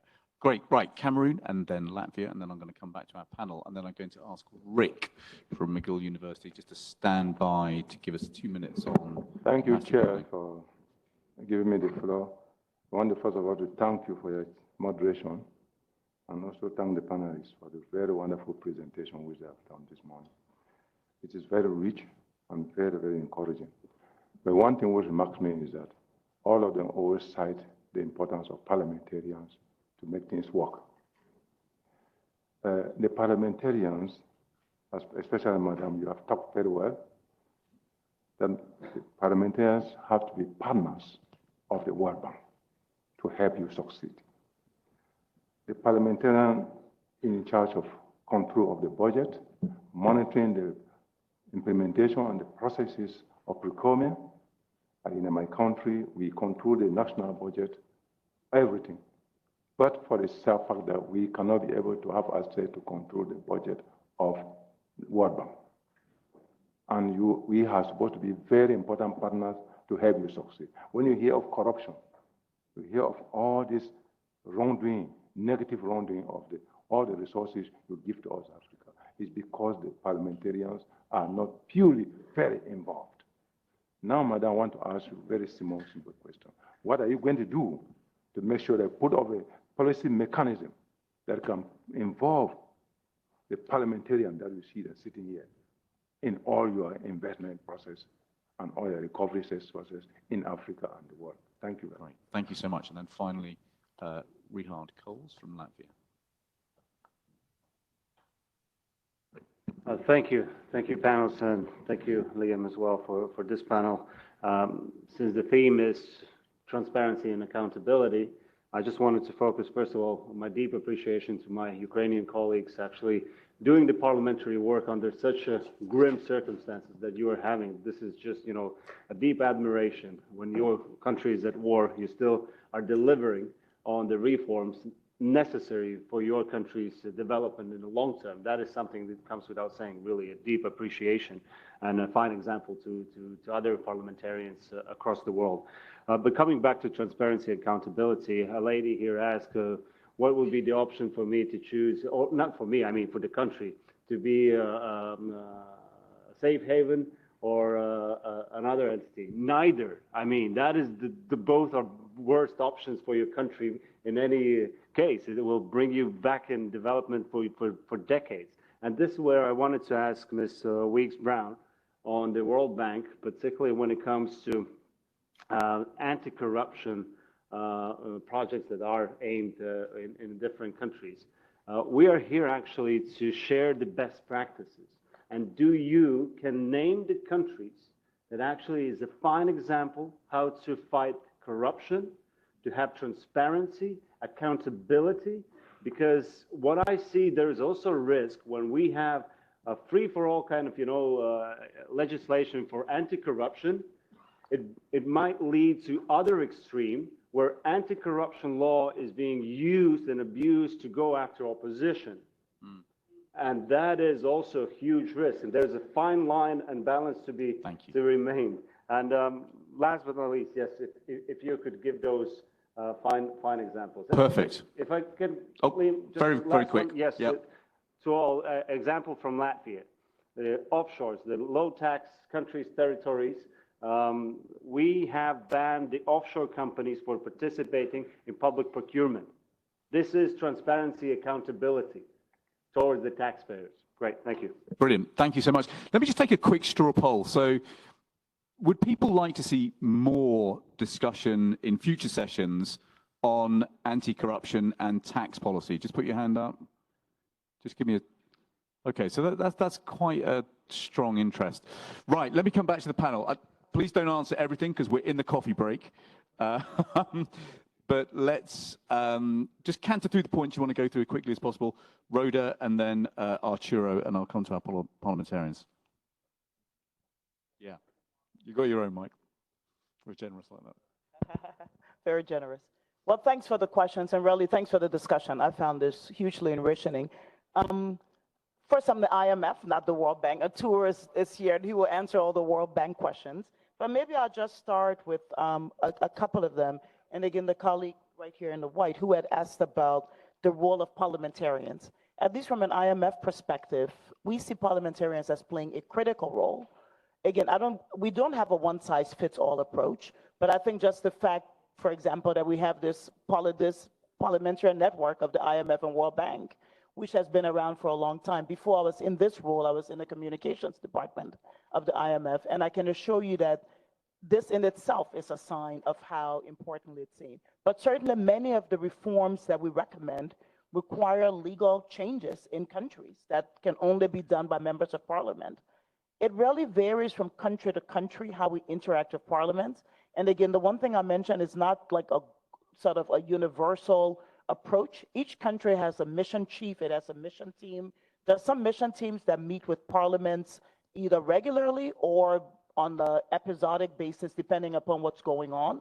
They may not meet with all in the parliament. They're probably meeting with the key like budget committees or finance committees. We have a whole sort of guideline on outreach to legislators, precisely because we view this as such an important part of the role of the IMF in terms of understanding the legislative perspectives. So what I'm trying to say is I don't think I can give you a universal to say that it's been done in every country. It's certainly hugely encouraged. We have the guidelines for how staff can do it, and it's something that I'm sure like everything else we can do better at perhaps, but we have a whole team, for example, in our communications department that's in charge of parliamentarian outreach, again, because we view it as so important. So I hope that answered at least part of the question, which is we do see it as important, but I'm sure that could be room for improvement in some countries. And I think maybe some more one-on-one discussions around that might be useful.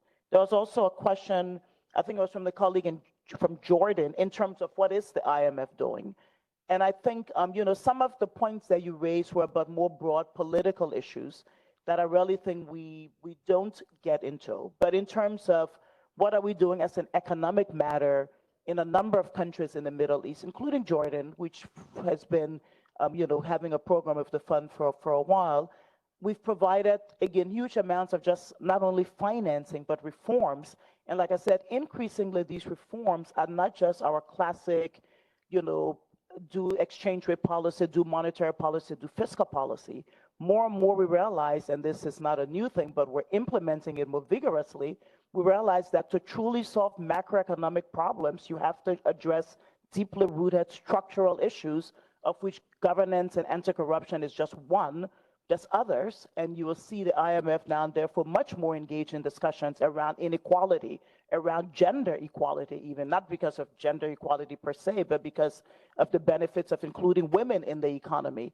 And again, is it easy? Do you do it overnight? No. All of these things are a long game. It requires committed efforts. But I think what has changed is the fund is a lot more aware of that, and you will see this in many more IMF programs. And just the fact that we have this policy on governance and anti-corruption, which our entire executive board supports and everyone is committed to, I think is just an example of this. And we just have to continue working together. Yeah. I don't think there's any answers on these issues. Maybe I'll stop. Okay, Arturo. Okay. I know you could, you could speak for the rest of the day, I think, in answer to these questions. But I'm reading your body language. You're in a real challenge now. No, I think there are a few common items in some of the questions. Some were related to anti-corruption, some were related to the roles of the IMF and the World Bank, and Rhoda already responded on the IMF side. And a couple of them were related to actually our role in the Middle East and how do we prioritize. So let me actually start with an anecdote that I think is gonna resonate with you because you are members of the Parliament. I hope Rhoda doesn't mind it because it involves the IMF. So I'm from the World Bank, just to clarify. But a couple of years ago, I was Minister of Finance of Mexico, and I was asked to testify to the Senate. And you know these things better than me. When a minister is asked to testify to the Parliament, you are in control, and you were asked us to testify for 5 or 6 hours. So it was already a very long session. And then a member of the Parliament asked a question similar to the one that you asked. It is, how is the IMF actually imposing policies in Mexico, right? And I was a little bit tired, so I answered in a different way. I say, do you actually know how much does Mexico own to the IMF? And the answer at the time was 0. So I told them, if the IMF, and I'm sure they don't do that, but if the IMF want to impose something on a country, they need to be lending to the country to impose conditionality. So I told them, well, the IMF is actually having a hard time getting an appointment. So I think what is valid for the IMF and the World Bank is that people got stuck in the 80s and in the 90s when when the Washington consensus was what was around, and we have done a very poor job in explaining what we actually do now. So let me actually flip it to the other side. Let me tell you what we do quickly, and how do we prioritize. Our main mission is actually to eliminate extreme poverty, and you made a reference of the more than 600 people living on extreme poverty by 2030. The second driving force is something that we call shared prosperity, and shared prosperity is really just an euphemism to talk about better income distribution, better income and wealth distribution. And the third one, because we're in a process of actually reshaping our objectives, is to introduce very forcefully issues related to climate change. And for a long time, we have been introducing issues related to corruption and gender equality. So looking through these 4 priorities is the way we prioritize. So any project, even if it's building a school or if it's about a project related to improve the financial management system of a country, needs to contribute to these objectives. And that's how we do. And we work in every single country in the world, more than 190 countries. We work and you and one of your colleagues for Algeria asked if we work in Palestine. We work in Palestine. We actually have an office in Gaza and Cisjordania. So we work in those countries. Let me stop. Brilliant. Thank you. Right, let me come to our parliamentarians. Don't feel the need to speak if you haven't got anything that you want to add, but if you could give us maybe a minute, just remember you're standing in the way of people's coffee. But Michael, anything you wanted to reflect back? I'd like to refer to one specific issue. There was questions were also asked, well, how can one actually improve in many countries the parliament's capacity to address these issues? And I think well, we have tried as a European Parliament for many years to have a multiplying effect by supporting the Pan-African Parliament in its capacity, also then to have this effect into other countries.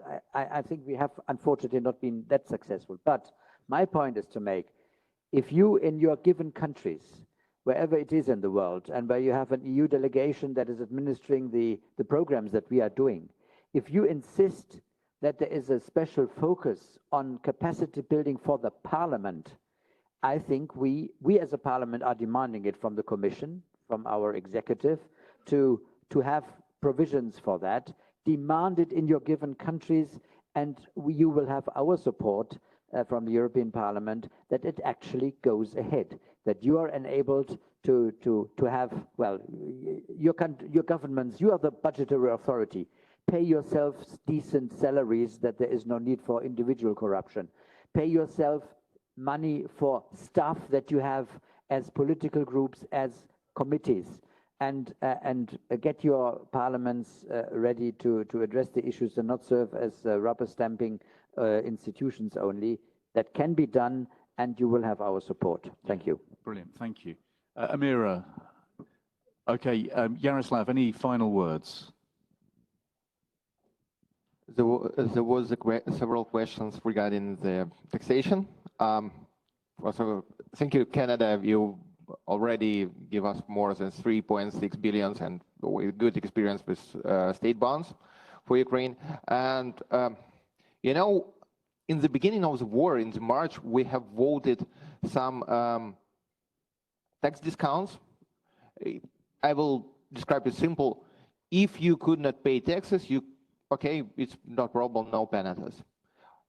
And it was a miracle for me that our business, they have right not to pay taxes, but they still insist that they should do it, and they paid. After that, we changed the legislation and canceled these discounts, but from my experience, almost none of our business use this discounts, and they said, okay, our hryvnias, it is our currency, it goes to the army. It's true that we have a lot of public campaigns that everything we are gathering, we send it to the army. Why if I have the opportunity still could pay taxes, I will pay to support the army. I couldn't describe how you could repeat. I think it is more about the spirit of the nation during the full-scale war, but it was very unique things, and I really think that Ukrainian business and people are heroes in this situation. They really do more than we expected, actually, to support the budget. Brilliant. Thank you so much. So I think if there is one message that has come through from this, it is the need for stronger parliaments.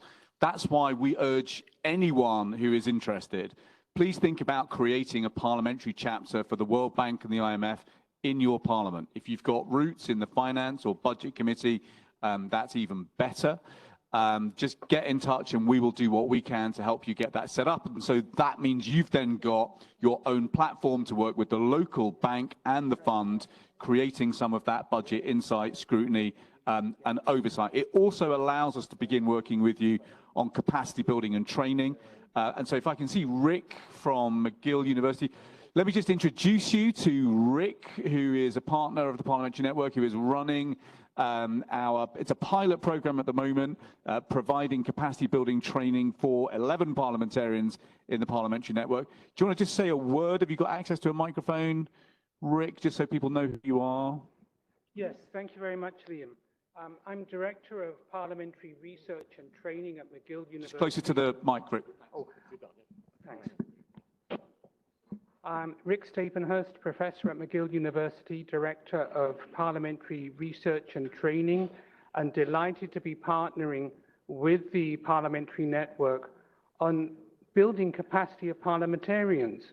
It's always struck us as strange that for every profession in the world, doctor, engineer, and so on, lawyer, one needs to go through years of training. To be a member of parliament, you get elected and you're thrown in at the deep end. Nobody tells you about how to better represent people, how to legislate better laws, how to formulate better policies, how to hold governments to account. One of the things we're trying to do through the training program is to support newly elected members of parliament to navigate those waters. And I'll stop there. Thank you, Liam. Brilliant, Rick. Thank you so much. So pilot program at the moment, 11 parliamentarians. Some of them are here in the room today.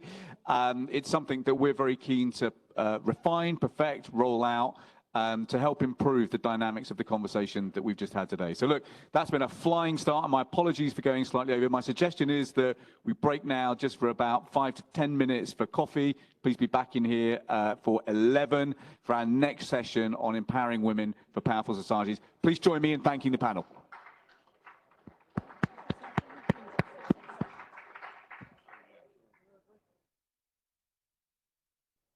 My name is Collins Adumako Mensah. I'm a member of parliament for the good people of Afija-Kwabre North in the Ashanti region of Ghana. And I want to thank Liam, the Parliamentary Network, and the World Bank for this opportunity to moderate this very, very important session. I come from a country of 30 million people. More than 50% of them are women. I represent a constituency of about 65,000 people. 65% of them are women. So this is a very, very important topic for me. What affects women affects me also, and I'm sure everybody here will share in my thoughts. We have a very rich panel, and because of time, I would like to introduce Mr. Emmanuel. I hope I got the name right. Yes, who will give us an introductory remarks. Afterwards, I will introduce the other panel to continue. Thank you very much.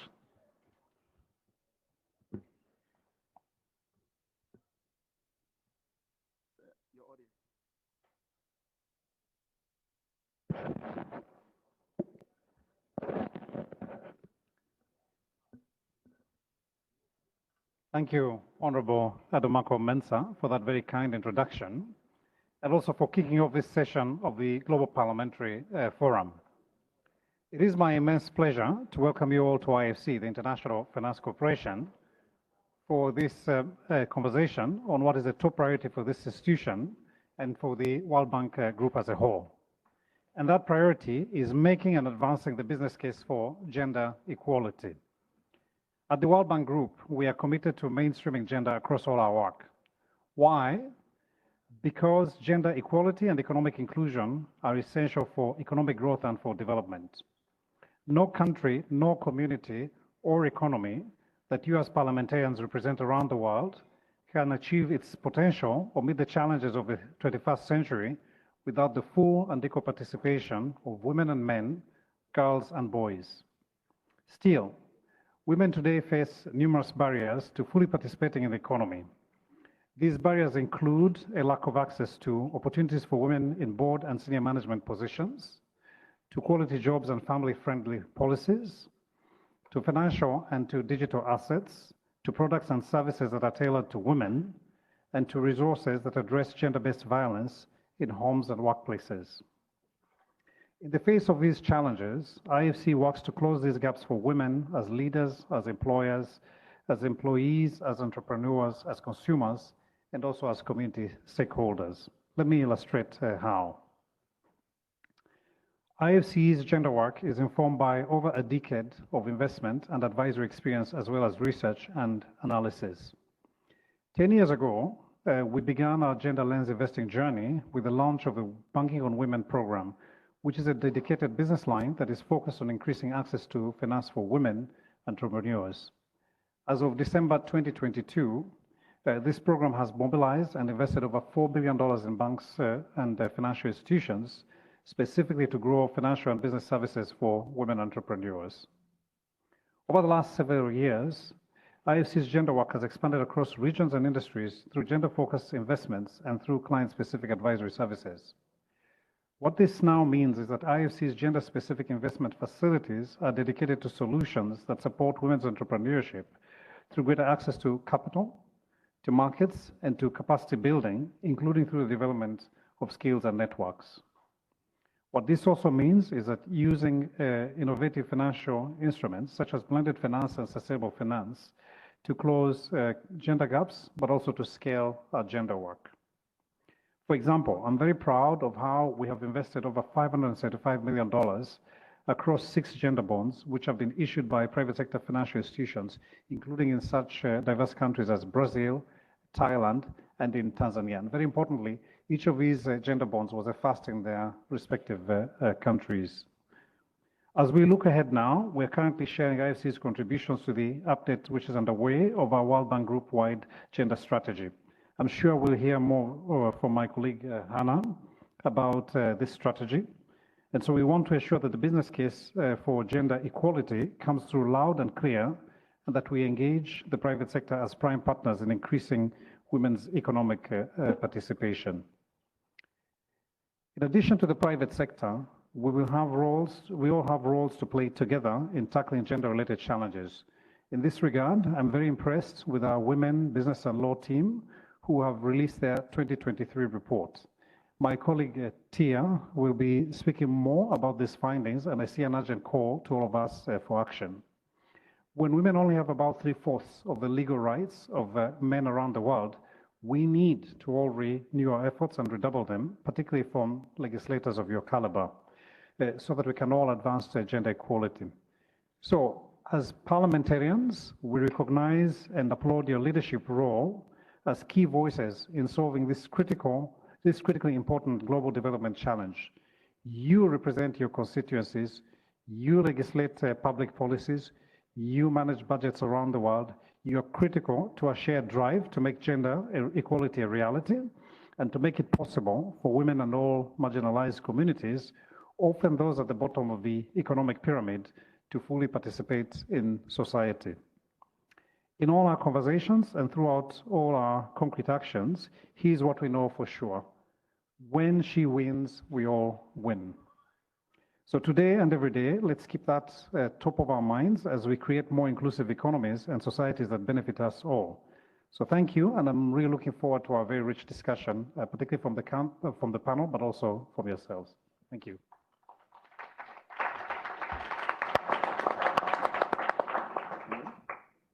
Hello.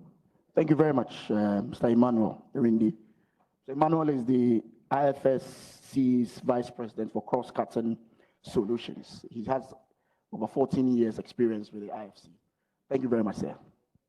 Next, some few remarks from Madam Hannah Brixey. I hope I got the name right. She's the Global Director for Gender in the World Bank. The audience, madam. Thank you so much. As Manuel alluded to, when women participate actively in society, in their communities, and in the economy, everybody wins. And the World Bank Group is working closely, supporting governments, partnering with development partners, and engaging with the private sector and a whole range of stakeholders to accelerate progress toward gender equality. When we look back at the past 10 years, we see some gains, especially in human capital, where progress has been accomplished in education of girls in particular. But we also see that this progress has not translated adequately into economic opportunities for women, into leadership opportunities for women, into opportunities to participate in decision-making in their communities. Now, from evidence, we know that if women have the same opportunities in employment, countries' GDP would be on average 20% higher. We also know from evidence when women participate in decision-making in their communities, communities make better choices in terms of investments, in terms of agriculture, in terms of delivery of services. we see that women's participation can help address global challenges, such as food security and climate change. Take female farmers. Around the world, in developing countries, 40 to 50% of farmers are female farmers.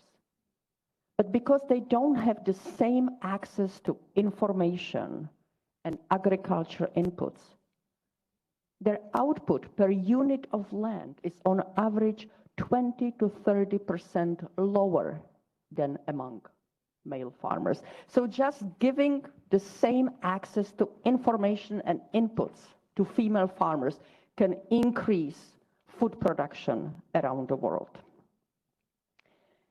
Now, increasingly, the World Bank Group is working in client countries, supporting the evidence what works to close gaps to women. So, for example, from evidence, we know that just employing more female agents in agriculture extension services makes a difference for food security.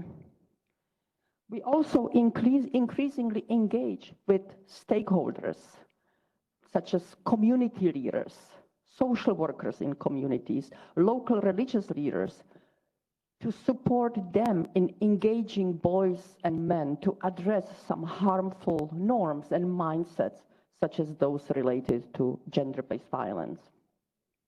Now, as Emmanuel mentioned, to galvanize commitment and action toward more gender equality on the way forward, the World Bank Group is currently updating its gender strategy. We are seeking to support financing, innovation, and concerted action to accelerate gender equality, in particular, to further elevate human capital and end gender-based violence, to expand and enable economic opportunities for everyone, which, for example, implies giving access to childcare services so that women can participate in the labor force and can have access to better jobs. And also to engage women as leaders. Now, we have some very good examples of interventions where governments and the private sector and communities work together, such as in Nigeria, where women are supported through pooling mechanisms to pool resources and to take small loans and to have better access to market information.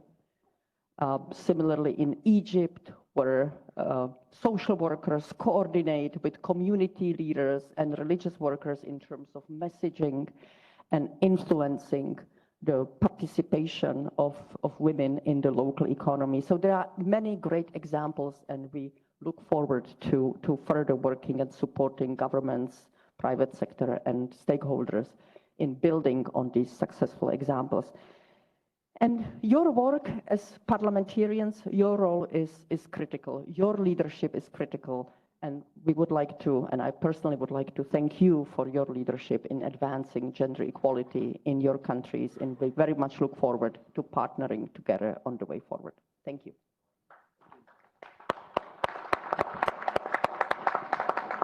Thank you so much, Madam. Next is Tia. She is Manager, Women, Business and Law. Madam, your audience. Thank you. It's a pleasure to be here today with you in person. I've interacted with some of you online, and I know now we're keeping you from your lunch, so we'll try to keep it brief and interesting. I wanted to share with you a few findings of our Women, Business and the Law 2023 report released just in March of this year. I've left some copies out front if you'd like to see them. But let me start with the fact that more than 2 billion women around the world do not have the same legal rights as men. This is a fact that should prompt us all to take action. This inequality is not simply unjust, it is preventing countries from reaching their full potential. When a country's laws prevent women from participating fully, it leads to outcomes such as the ones that Hannah has just outlined in terms of differences in women's outputs in their economic participation. Yet all over the world, women must navigate discriminatory laws from the outset, not only in the sphere of the workplace, but also at home. And this is why we cannot have equality in the workplace until we have equality in the home as well. So in Women, Business, and the Law, we've set out to identify, in the Women, Business, and the Law report, we've set out to identify exactly where laws are preventing women from participating equally in the economy. We follow it through 8 different indicators that follow women's participation in the working life, starting from freedom of movement to protections in the workplace, equal pay, but also certain protections and agency that women might have in the home and to make decisions in the household that impact their families and their societies. We also look at women's access to assets, opportunity to be business owners and entrepreneurs, access credit, and laws that prevent women from having equal pensions. Women tend to live longer but work less and therefore face more poverty in old age. And this matters because we found through looking at this data, we now have 50 years of data that can be associated with other outcomes out there. We found that when women have equal rights in the workplace, when they have equal rights under the law, we see more women entering and remaining in the workforce. We see more women owning businesses and rising to managerial positions. We also see more women represented in key institutions such as parliaments, the judiciary, and the government.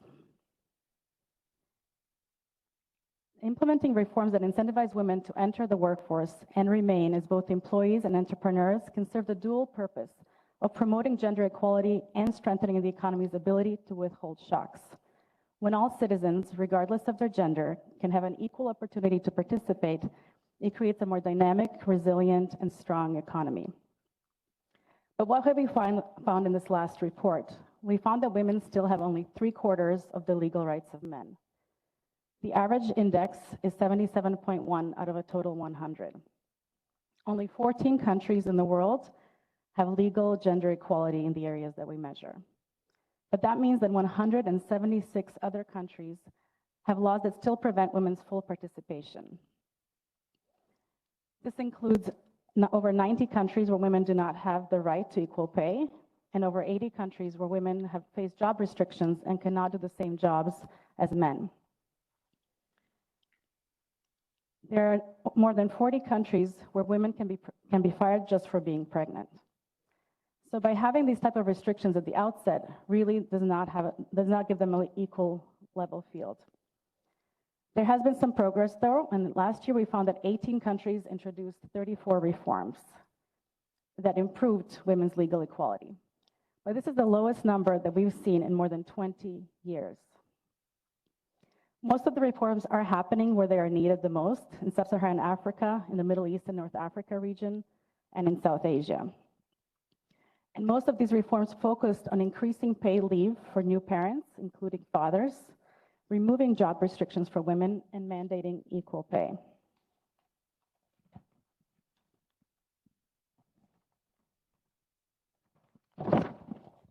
This year's report also included an analysis of the last 50 years of legal reform. And what we found is that there were more than 2,000 reforms introduced that increased women's gender equality over this time. And we found that countries that had more room to improve were actually reforming faster and catching up. So this is positive news, but if the pace of the last year continued, it would take another 50 years to reach legal gender equality everywhere. This means that a woman entering the workforce today would not see equality within her lifetime. Women cannot afford to wait that long, and their countries can't afford to wait that long either. Parliamentarians are influential actors in improving gender equality through the shaping of laws, reforms, and budgets. You also can influence government oversight and communication with constituents to catalyze change in public opinions and social norms. As legislators, parliamentarians are key to ensuring the participation of women at different aspects of life by creating concrete changes in their legal rights. I encourage you to use our report's findings as a call to action to prioritize gender equality reforms to eliminate discriminatory laws and practices that hold women back. I invite you to visit our website, wbl.worldbank.org, where you can find interesting information on your own country's laws, but also research that shows the important role that parliamentarians can play in affecting this change. Thank you. Thank you very much.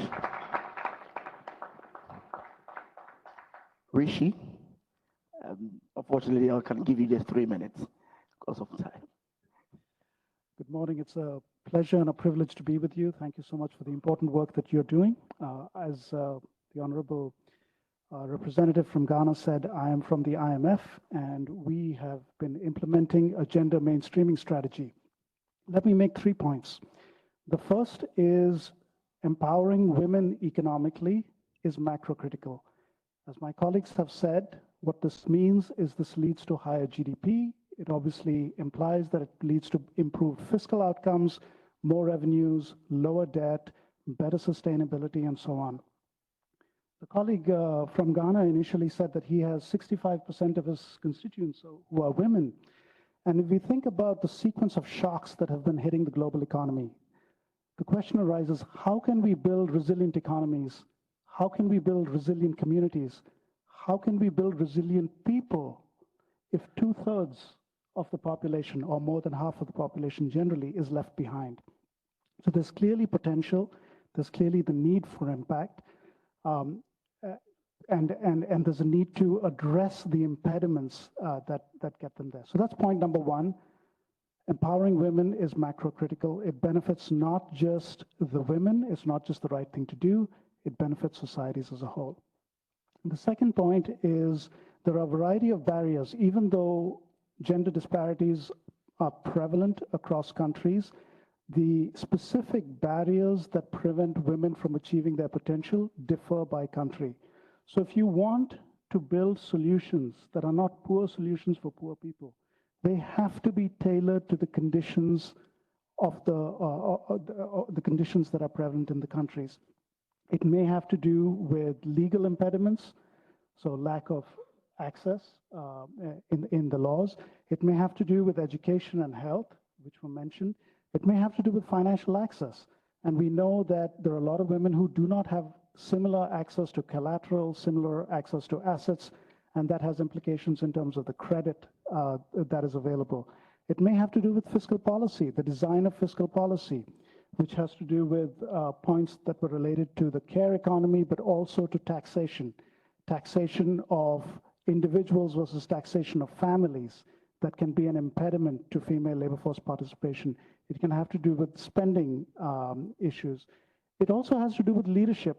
So if we were to follow evidence-based policy making, it is very clear in the literature, whether you look at the corporate literature or the financial sector literature, that greater representation of women, so more gender balance in the leads in executive boards of corporations, in executive boards of commercial banks, in executive boards of fintech companies, or even in supervisory agencies, leads not just to greater profitability, but more sustainability as well. So evidence-based scholarship, right, suggests that it makes much more sense to have gender balance. And if we were to follow that, the implication is you should be asking your authorities, your governments, and holding them accountable to perhaps achieving greater gender parity in the leadership of institutions, and perhaps considering that as well. Now, the IMF launched a gender mainstreaming strategy, as I mentioned, last year. We're in the process of rolling this out. Our objective is in our core activities, which is the advice that we provide to countries, in our lending operations, in our capacity development. We plan to integrate a gender lens, systematically, intentionally bringing a gender lens into all that we do. So we're in the initial stages of this. We've done our internal work. We've set up our internal governance structures. We're rolling this out. This is going to be an effort that takes many years, but we intend to do it. I can go more into detail. I know I'm very short on time, but let me make a couple of asks to you, given the work that you do. Number one, hold your governments accountable for bringing an intentional gender lens into the policies, into all the policies, fiscal policies, financial sector policies, labor market policies, other structural policies that are there. It is very easy to think, and I and many of my colleagues have gone through this ourselves, to think of gender as a separate issue. There's a gender topic, let's do a gender annex and so on. But to bring an integrated lens requires intentionality, and we'd urge you and greatly appreciate your help in doing that. The second is, as a man, usually when we talk about gender issues, we have wonderful ladies in the room who talk about it. And I personally have gone through the journey of being fairly aloof to becoming an ally and now being an advocate. And I see around this room that the majority of parliamentarians are men, even though, as you said, more than half the world's population is women. It'll be great for more of us to not just be aloof or even allies, but to become advocates. Thank you. Thank you very much. I think we've listened to the IFC, World Bank, IMF. Now time to listen to colleague members of parliament. We'll begin with Fortune Daniel, Member of Parliament from Zimbabwe. And he's a member of the Health and Children Women Affairs Committees of Zimbabwe. Audience there. Thank you. Am I on? Am I on? Thank you so much. I'm happy to be here, and I'm also excited at the opportunity to express my passion. I'm what we call a he for she champion for gender equality and women inclusivity, and it's something that I'm very concerned and very passionate about. We meet today at a time where we have a serious inequality issue that we need to address. For us as a world to achieve sustainable development, we need to address this serious matter of inequality. We have a situation where women as a gender, as a community, and remain, historically and today, remain marginalized, especially from a social economic point of view. And also because I'm a politician, they also remain marginalized from a political point of view. Almost 30 years after the Beijing conference in 1995, which was one of the key turning points in terms of the fight to increase gender equality in this planet, we still have a long way to go. We've seen a lot of progress in all forms of benchmarking, but I think most women in the world still appreciate the disadvantaged setup is still a man's world, and we still have a long way to go to ensure that women achieve gender equality. We also need to ensure that all the international protocols, all the international treaties, all the commitments and declarations that we have move from rhetoric to action, to influencing the situation on the ground. Most women today, especially in rural communities across the world, remain largely distant from the targets and expectations of most of these protocols. And as a parliamentarian, it is my wish to see to it that beyond all these commitments and declarations, there be a clear trickle-down effect to affect the lives of women in the local communities, especially those in rural areas. We need to make sure as parliamentarians that the set targets, all the benchmarking targets that we have are concrete in nature, that they are able to be measurable on the ground, that they are able to be followed up on the ground. As things stand today, most of them remain at a high level, and there is need to bridge the gap between where the expectations are in global forums and where the situation is in the local communities, especially in rural areas. I come from Zimbabwe.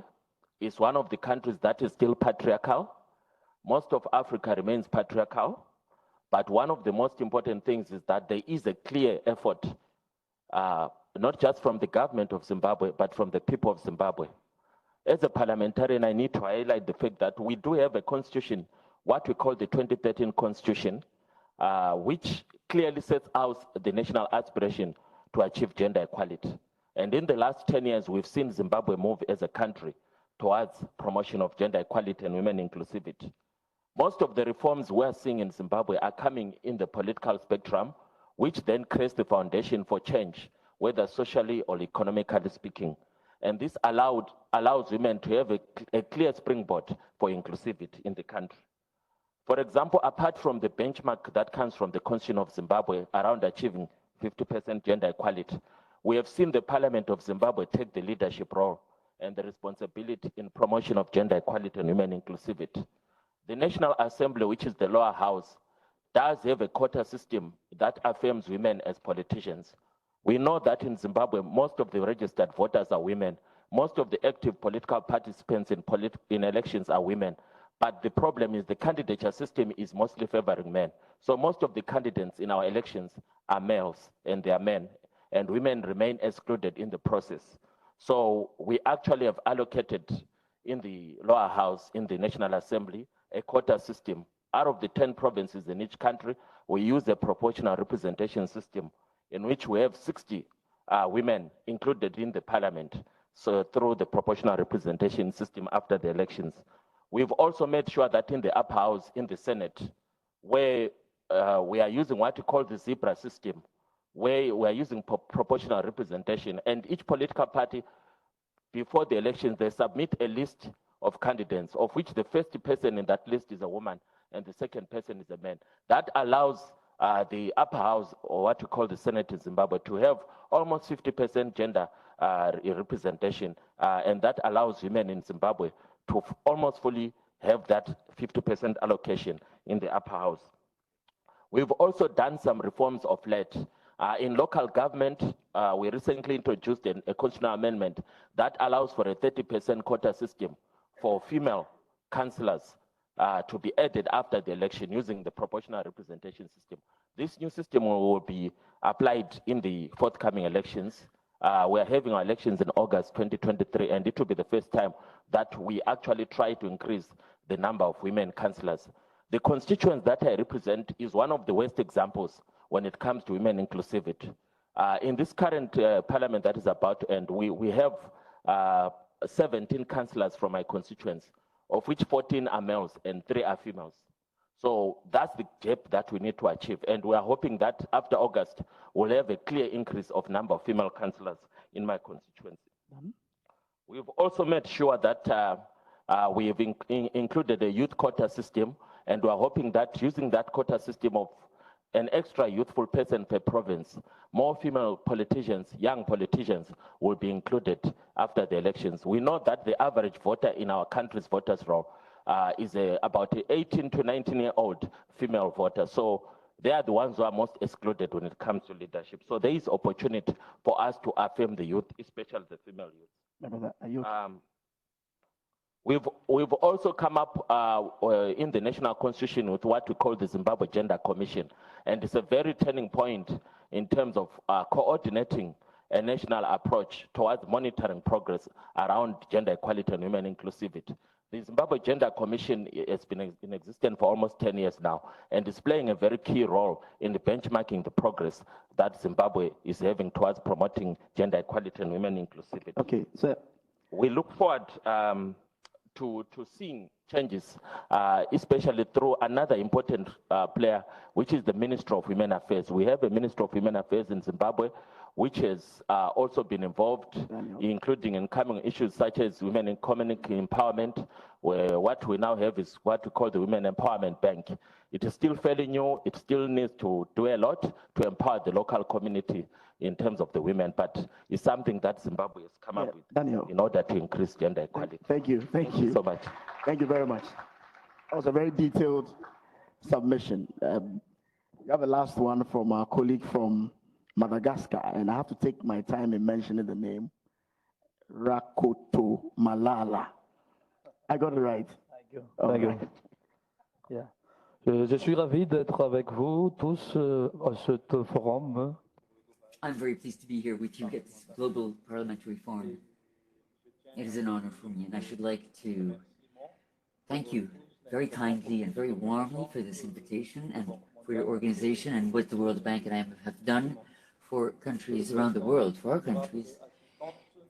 Mr. President, ladies and gentlemen, dear panelists, at this stage, I should like to share some of the efforts my country has carried out, Madagascar to wit, in order to empower women. First and foremost, I wish to say that women's empowerment has become a fundamental priority for Madagascar, and this thanks to the commitment of the First Lady, who publicly supported, and very vigorously so, the adoption of a number of laws at the National Assembly against gender-based violence. A number of activities have been carried out as well in the rural areas of Madagascar, where most women reside, more women in rural areas than in urban areas. In rural areas, women are either farmers, smallhold farmers, or small business owners, but very few means and very few livelihoods earned. And they are very much dependent. Women are dependent on their husbands in terms of decisions, in terms of finances, and there is much violence in the households. And the system, the family code, is a traditional one, but there is no guarantee in terms of inheritance for women or for their children, and especially in terms of accessing land rights.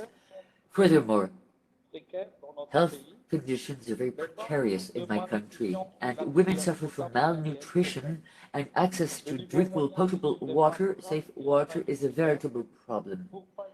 We need to adopt laws in order to make sure women are taken care of, but 90% or more of the women in my country live under the poverty threshold, and they must absolutely be included in the economic fabric, and they must have access to markets and also have access to development services offered.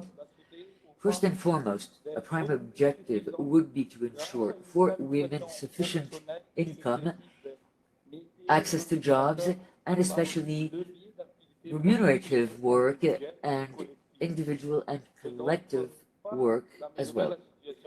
Furthermore, improve the health condition of women and especially improving the health of their children in so doing. A number of operational activities should be considered for professional and vocational training for women, especially in terms of health services provided at community level. Also, handicrafts and artisanal activities. Rural women may be able to purchase facilities or tools to work, and technical assistance must be provided at all costs to women. We request also technical assistance in the area of cattle raising, agriculture, crops, and agro-industry, especially income-generating activities and jobs for women, and a revolving fund to be created, and especially help and accompany these beneficiaries, women beneficiaries, in order for them to set up their own small businesses and other activities. Women's inclusion, full inclusion in society and in the economy is primordial, and the Madagascar legal framework provides the same rights for women as well as for women in terms of access to health and to land deeds and participating in decision making, especially as to land rights and decisions. However, in practice, women are still in a position of inferiority because of the persistence of certain customs and traditions. Nevertheless, we do see that with the political will, we may reach our objectives, especially when we celebrated the International Day for Women. Millions of women demonstrated with a main common theme. An educated girl is an empowered woman, and this is for sustainable development the best thing to do. In her speech, Madame Marajouil, the First Lady, expressed her wish that someday, without exception, she would see all young girls benefiting from education and schooling, but especially girls' education is dear to her. And this is a veritable battle horse for the First Lady, and she has also declared this on the International Day for Women. This is what has been consecrated, and we hope this will be the case in all the districts of Madagascar. Currently, women do have access to high-level positions at the National Assembly. There are a few women, but very few high-level positions are held by women, whether in the executive, legislative, or judiciary branches. And at the community level, it is the same thing. So we are expecting support for women and projects for women, gender-sensitive programs, so that women may be able to become entrepreneurs and create their own small or medium businesses. For all those here today, we have mentioned nutritional self-sufficiency, and that is crucial for women, especially given the current situation in terms of food insecurity. Thank you for your kind attention. We still have some 10 to 15 minutes left. We'll take some questions from the audience. You may raise your hand and begin with Namibia.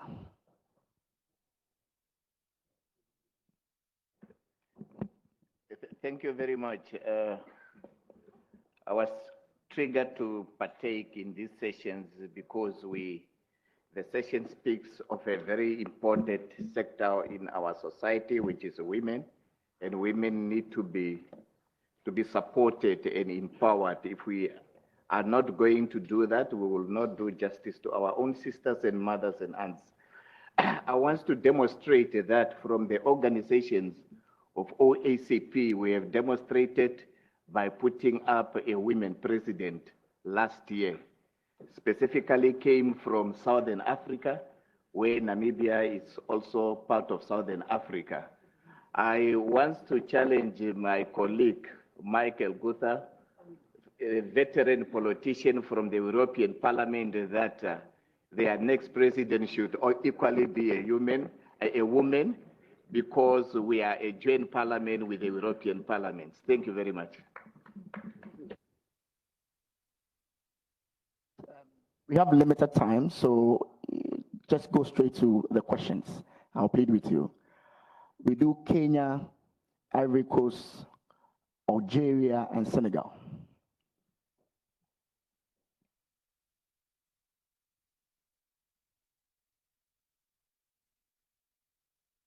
By especially the African institutional approach has really been helpful, like in Kenya. I think we've moved so much, but two issues. One is, how does IMF, World Bank help, especially with the women at the lowest ebb of employment, especially with sexual harassment, exploitation, and just ensuring that they are earning, good pay. How do you ensure that? Because from my experience, the culprits now, like in East Africa, is the private sector. We've had very good policies at the national level, laws at the national level, parliaments are trying to get gender parity, county assemblies are getting that, government positions are being done that way, but the private sector in these countries, most African countries, are still lagging behind in terms of salary parity and just hurdles at joining employment. How do you deal with that?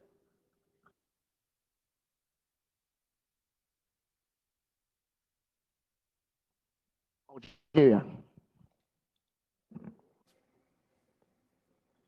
Assalamu alaikum. Well, I have a very simple question. First and foremost, I would like to thank you for these various presentations that you've made, and that was very interesting, especially Zimbabwe and Madagascar. Thank you very much. Here is my question. In Algeria, we have a problem, the following problem. We adopted the quota system for female representation at a city council level, and especially for elections and intellectual processes for parliaments as representatives, and especially in the provinces and in our communities. Now the system has changed. There was a quota system in the past to make it mandatory for the population to also vote for women, and this is stipulated in the law, but some have said that this was not democratic, because having a law dictate who you should vote for is not democratic. You must be able as a citizen to choose your representative and the representative you wish to send to your parliament. Now, in terms of women's representation and representativity, we have made it mandatory in electoral lists, for those who present these lists, that women have a 50% position on these lists, represented at a level of 50% in electoral ballots. So the choice has been given for citizens or voters to choose the members they wish to elect. I would like to know, what is the appropriate method? What is the best method to keep to make sure there is a balance, and in order to ensure female representativity and representation in government, do they have to have laws that have to be edicted and made mandatory, or is it through the electoral process that this will be done, and thanks to the electoral lists, which will give a choice to the voters? Thank you very much. Bolivia. But please go straight to the question. Well, why, thank you, of course. My name is Madame Koulibaly Niadara, and I am a parliamentarian from Côte d'Ivoire. In Côte d'Ivoire, we see that there is a recurrence of very low representation and representativity of women in the highest positions in government, in the parliament, 16.96% at the city hall level and in municipal councils, 30% at the Economic and Social Council of our parliament. And when we look at these charts, we see that the 30% quota is not at all a reality quite yet in Côte d'Ivoire. In spite of the demographic rate of women, 49%, and the economic weight of women, 60 to 70% of food production ensured by women, this is my question, given these facts, question I put to the IMF and to the World Bank. Are there any strategies that you might propose in order to boost women's representation within political structures at the highest levels, but also in the private sector and at all levels? Thank you kindly. Gracias. Saludar primero a nombre de los este panel y sobre todo. Thank you. I would like to say greetings to the panel. In Bolivia, starting with the constitution that was passed in 2009, we included Article 147, which referred to the rights of women in the political sphere. 50% men, 50% women in all political parties. So much so that currently the national legislature in Bolivia, out of the 166 legislators, 90 are men and 76 are men. And in the three branches of government, it's the same thing. At the same time, in Bolivia, we empowered rural women with the right to available fiscal land, especially single mothers and widows, and also to give them the right to title with agreement from their husband. We have rules that protect against gender-based violence, sexual harassment, political harassment, and labor harassment. Likewise, thanks to loans from the World Bank, currently we have productive programs for women with 0% counterparts. So the question is, if in Bolivia we made a lot of progress by empowering women, why can there not be softer and longer term lines of credit to continue empowering women, not only in Bolivia, but also in other countries around the world? Because in Bolivia, we believe that women accounts for transparency, morality, and accountability. I can see a lot of hands up, but I can only take two more, and then have the panel 5 minutes to round up. Tanzania, and then we go to Niger.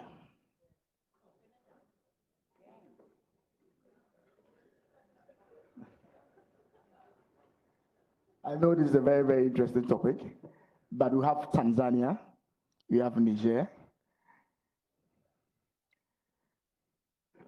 Senegal. Thank you. My name is Nema Lugangira. I'm a member of parliament from Tanzania. And actually, I'm very proud to say that Tanzania is the only African country to have a female president and head of state, Her Excellency President Dr. Samia Suluhu Hassan. So all of you should learn from Tanzania. Having said that, I wanted to pose a question to the World Bank, the World Bank Women, Business and Law, in the particular area of land rights. We recognize that in Africa, 60 to 70% of the population work in the agriculture sector, and out of that, about 60% are women. So what are the efforts towards ensuring that women get equal access to land rights? That's number one. But number two is everything that is said. We require more women to be in politics. We require more women to be in decision-making roles. And this is a question to all of you.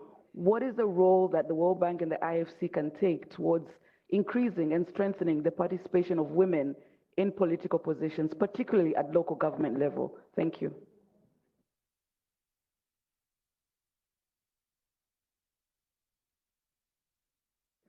Merci beaucoup. Thank you very much for giving me the floor. Honorable Juliette Zenga is my name. I am the High Commissioner for Territorial Council. If we're talking about women's empowerment today, we do know that Senegal has had great strides made in including women. And this is the best panel that I have attended since yesterday. This is one of the most important panel discussions I think we have had up to now. And we need to once again re-examine very closely the space of women in all the programs, especially those led by the World Bank and the IMF, and those spearheaded by all the development partners in our countries. If we're talking about the African Union and its Agenda 63, we have to closely look once again at the priorities and the objectives in order for all of these programs to be targeted and directed towards women. These laws have been voted, but these are laws that are not respected and not appropriately promulgated. The national equality and gender equity, gender-sensitive policies, even at the National Assembly level, with the gender-sensitive budgeting process, whether we're talking about citizens, programmatic budgets, where other development partners and MDBs accompany us in the budget process. And in the budget definition process, women have no say. There have to be reports. There have to be specific reports in order for everyone to have access to the information, to the indicators, and especially information on those programs which must absolutely be improved, especially if we want to empower women for economic development. We have to bring back their rights, reproductive rights in family planning, whether we're talking about financing programs, in order for this to be possible and empower appropriately women and girls. And we just spoke about the International Day of Women. We must give more access to women to education, technology, and with appropriate up-to-scale programs. We need these programs if we want to really have an effect in fighting against gender-based violence. All the countries and all our development partners must work hand in hand to make this possible. I know that's a tall order, but when we're actually devoting some time to this discussion, we have to go further and bring it to scale. Thank you kindly. My name is Hassana, and I'm a representative, elected representative in Niger. My government adopted a financial inclusion strategy for women in order, in fact, to improve the conditions and quality of life of the poorest of the poor. And I may tell you, women are the poorest of the poor in my country. Knowing well that a number of studies have demonstrated the impact that we may have on women's inclusion, what is the space devoted to that with respect to the Islamic processes at the World Bank? How can my country, Niger, make the most of the most opportunities presented, especially in financing and funding by the Islamic Bank, for women to fully benefit from these opportunities and accelerate financial inclusion of said women? Thank you very much. We come to the panel. Any of you can take any of the questions. We have some 5 minutes to go. So please, it's open.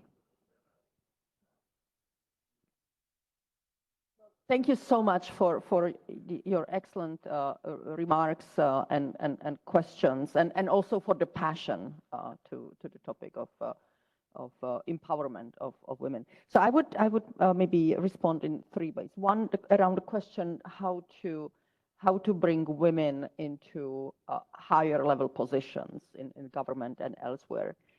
And here we see from evidence that one needs to start from the bottom, to go bottom up, to give women voice in communities, to give women positions of responsibility in the sectors where they actually work, like education sector or health sector. It makes a huge difference, and we have evidence to show it.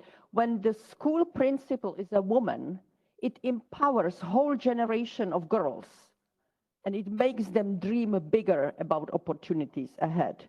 So start bottom up in building the opportunities for girls and women. And then, of course, building pipelines for women's leaders. And there are training programs that have proven to work, like programs to promote personal initiative and build leadership skills. Second, when it comes to financing, there are programs that actually pay for themselves.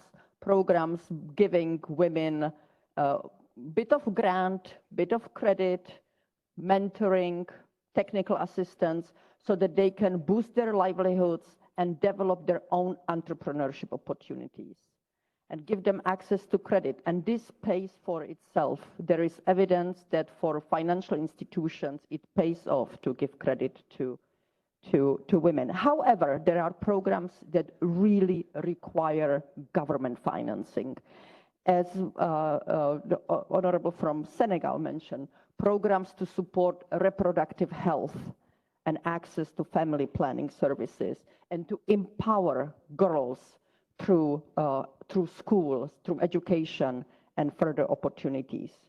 We have some very good examples, including, in fact, in Niger, where the World Bank has been collaborating closely with the government and in improving the opportunities through schools that adolescent girls have to gain information, gain life skills, gain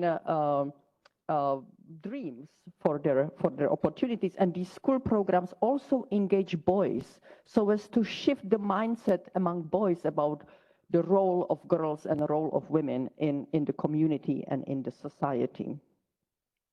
And finally, when it comes to legal reforms, important legal reforms like such as those mentioned by Tanzania when it comes to land rights, or laws, as mentioned by Bolivia, that address gender-based violence, these are critical, and they need to be complemented by efforts to shift behaviors, to shift mindsets.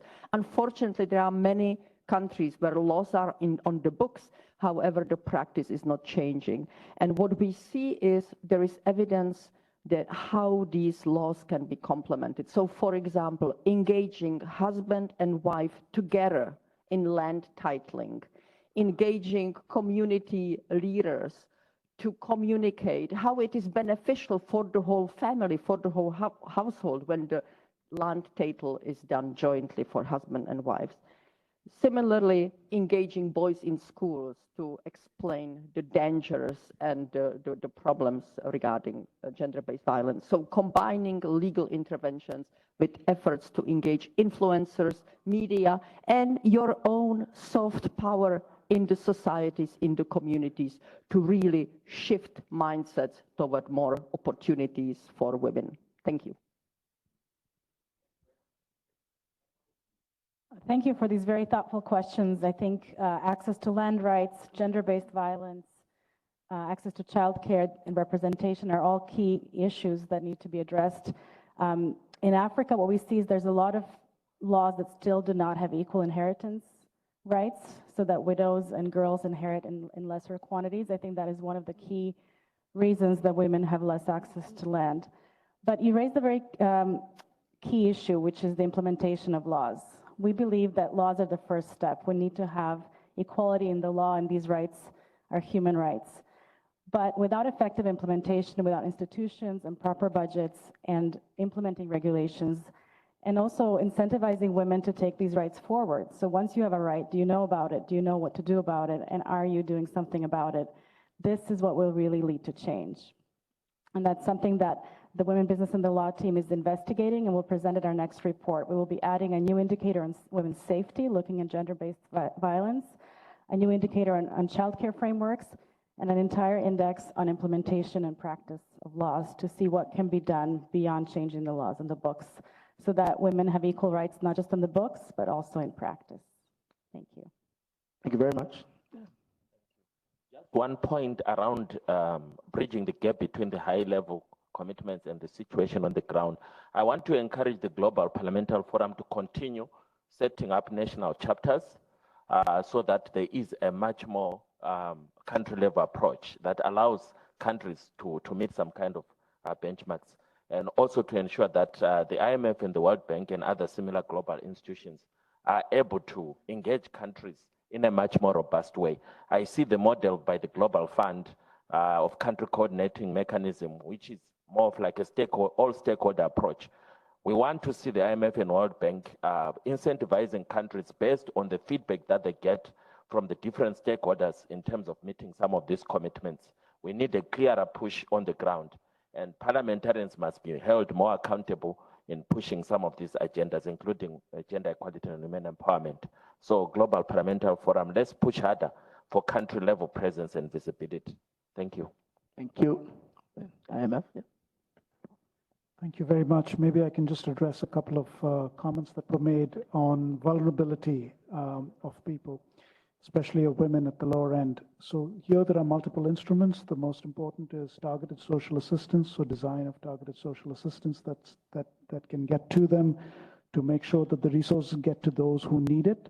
Related issues have to do with governance and proper governance to ensure the point that was made about violence and about the police force.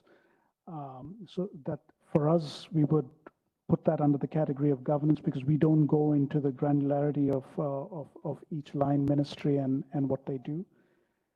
But it goes beyond social assistance and governance, and it has to do with creating opportunities as well, creating opportunities for growth.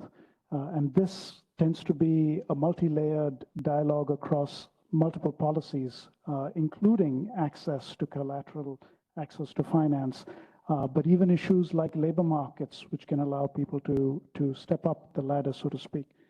There was also a point, actually multiple points about what model to go with in terms of representation. This is not an area where we have expertise, but one thing we have seen is a variety of different approaches, whether it's targets or quotas. And these can be different, and they have to be tailored to the country situation. But what we have also seen is in places where the gaps are the largest, leadership makes a huge difference. Leadership stepping forward. In the Middle East, there were a couple of examples that were made when the top leaders make a statement and step forward that this is a priority. Actually, there is very significant progress in closing gaps. And I'll pick one country, Saudi Arabia, which, as you may know, has gone from women's labor force participation rates of 17% to 30-some% in a very short period of time. Their target was by 2030 to be around 30%. They've exceeded their 2030 target already now in just a couple of years of focus. So leadership makes a huge difference. And I'm glad we are talking to a bunch of leaders who will be able to move this forward. Thank you. Thank you very much. I have the last word from you. Merci, Monsieur le Président, de m'avoir donné la parole. Juste deux mots pour répondre aux questions et les inquiétudes des amis parlementaires. Depuis la création du monde, on ne peut pas éviter le rôle des femmes dans notre société humaine. À vous, femmes parlementaires, de créer un groupe parlementaire des femmes juste pour faciliter la communication avec les institutions administratives de vos pays, à des organisations comme la Banque mondiale ou la FMI. And hand in hand with institutions and MDBs such as the World Bank, the IMF, and I should like to mainly emphasize programs led by the World Bank and the IMF. We already heard about the IFC program and other projects, and the other program which allowed us to meet and to have discussions yesterday.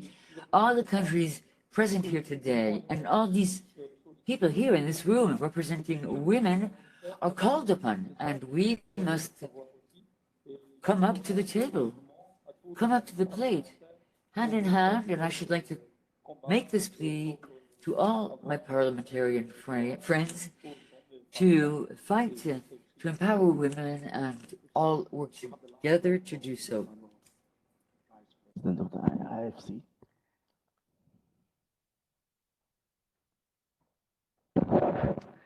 So before I say the last one, just thank you for a heroic job, Honorable Adamako, for keeping us on time. It's really been heroic. So I'll just start one of 2 points by saying what I think my colleagues, both Teya and Hannah, really tried to emphasize, that addressing critical gender gaps through equal legal rights is an opportunity to boost incomes and to stimulate growth. Greater gender equality leads us to more durable development solutions, particularly as the global community faces food insecurity, as we face climate change, which several of you have mentioned, and as we also face conflict and fragility.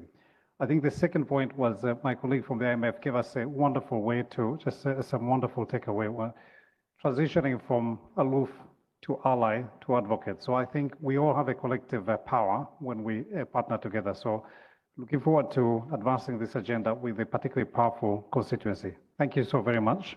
And lastly, if you do have the time, we do have another opportunity to address these issues. So just to invite you all to please mark on your calendars.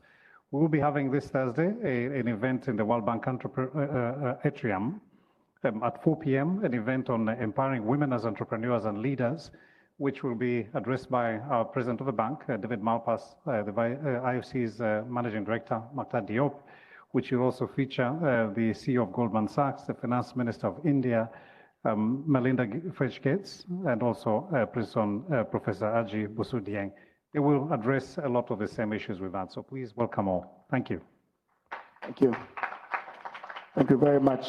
Let me thank the panel for the opportunity to have this discussion with us, and to the audience for the passion with which we exhibited during the question time. Thank you all. Thank you. Let's prepare for the next session.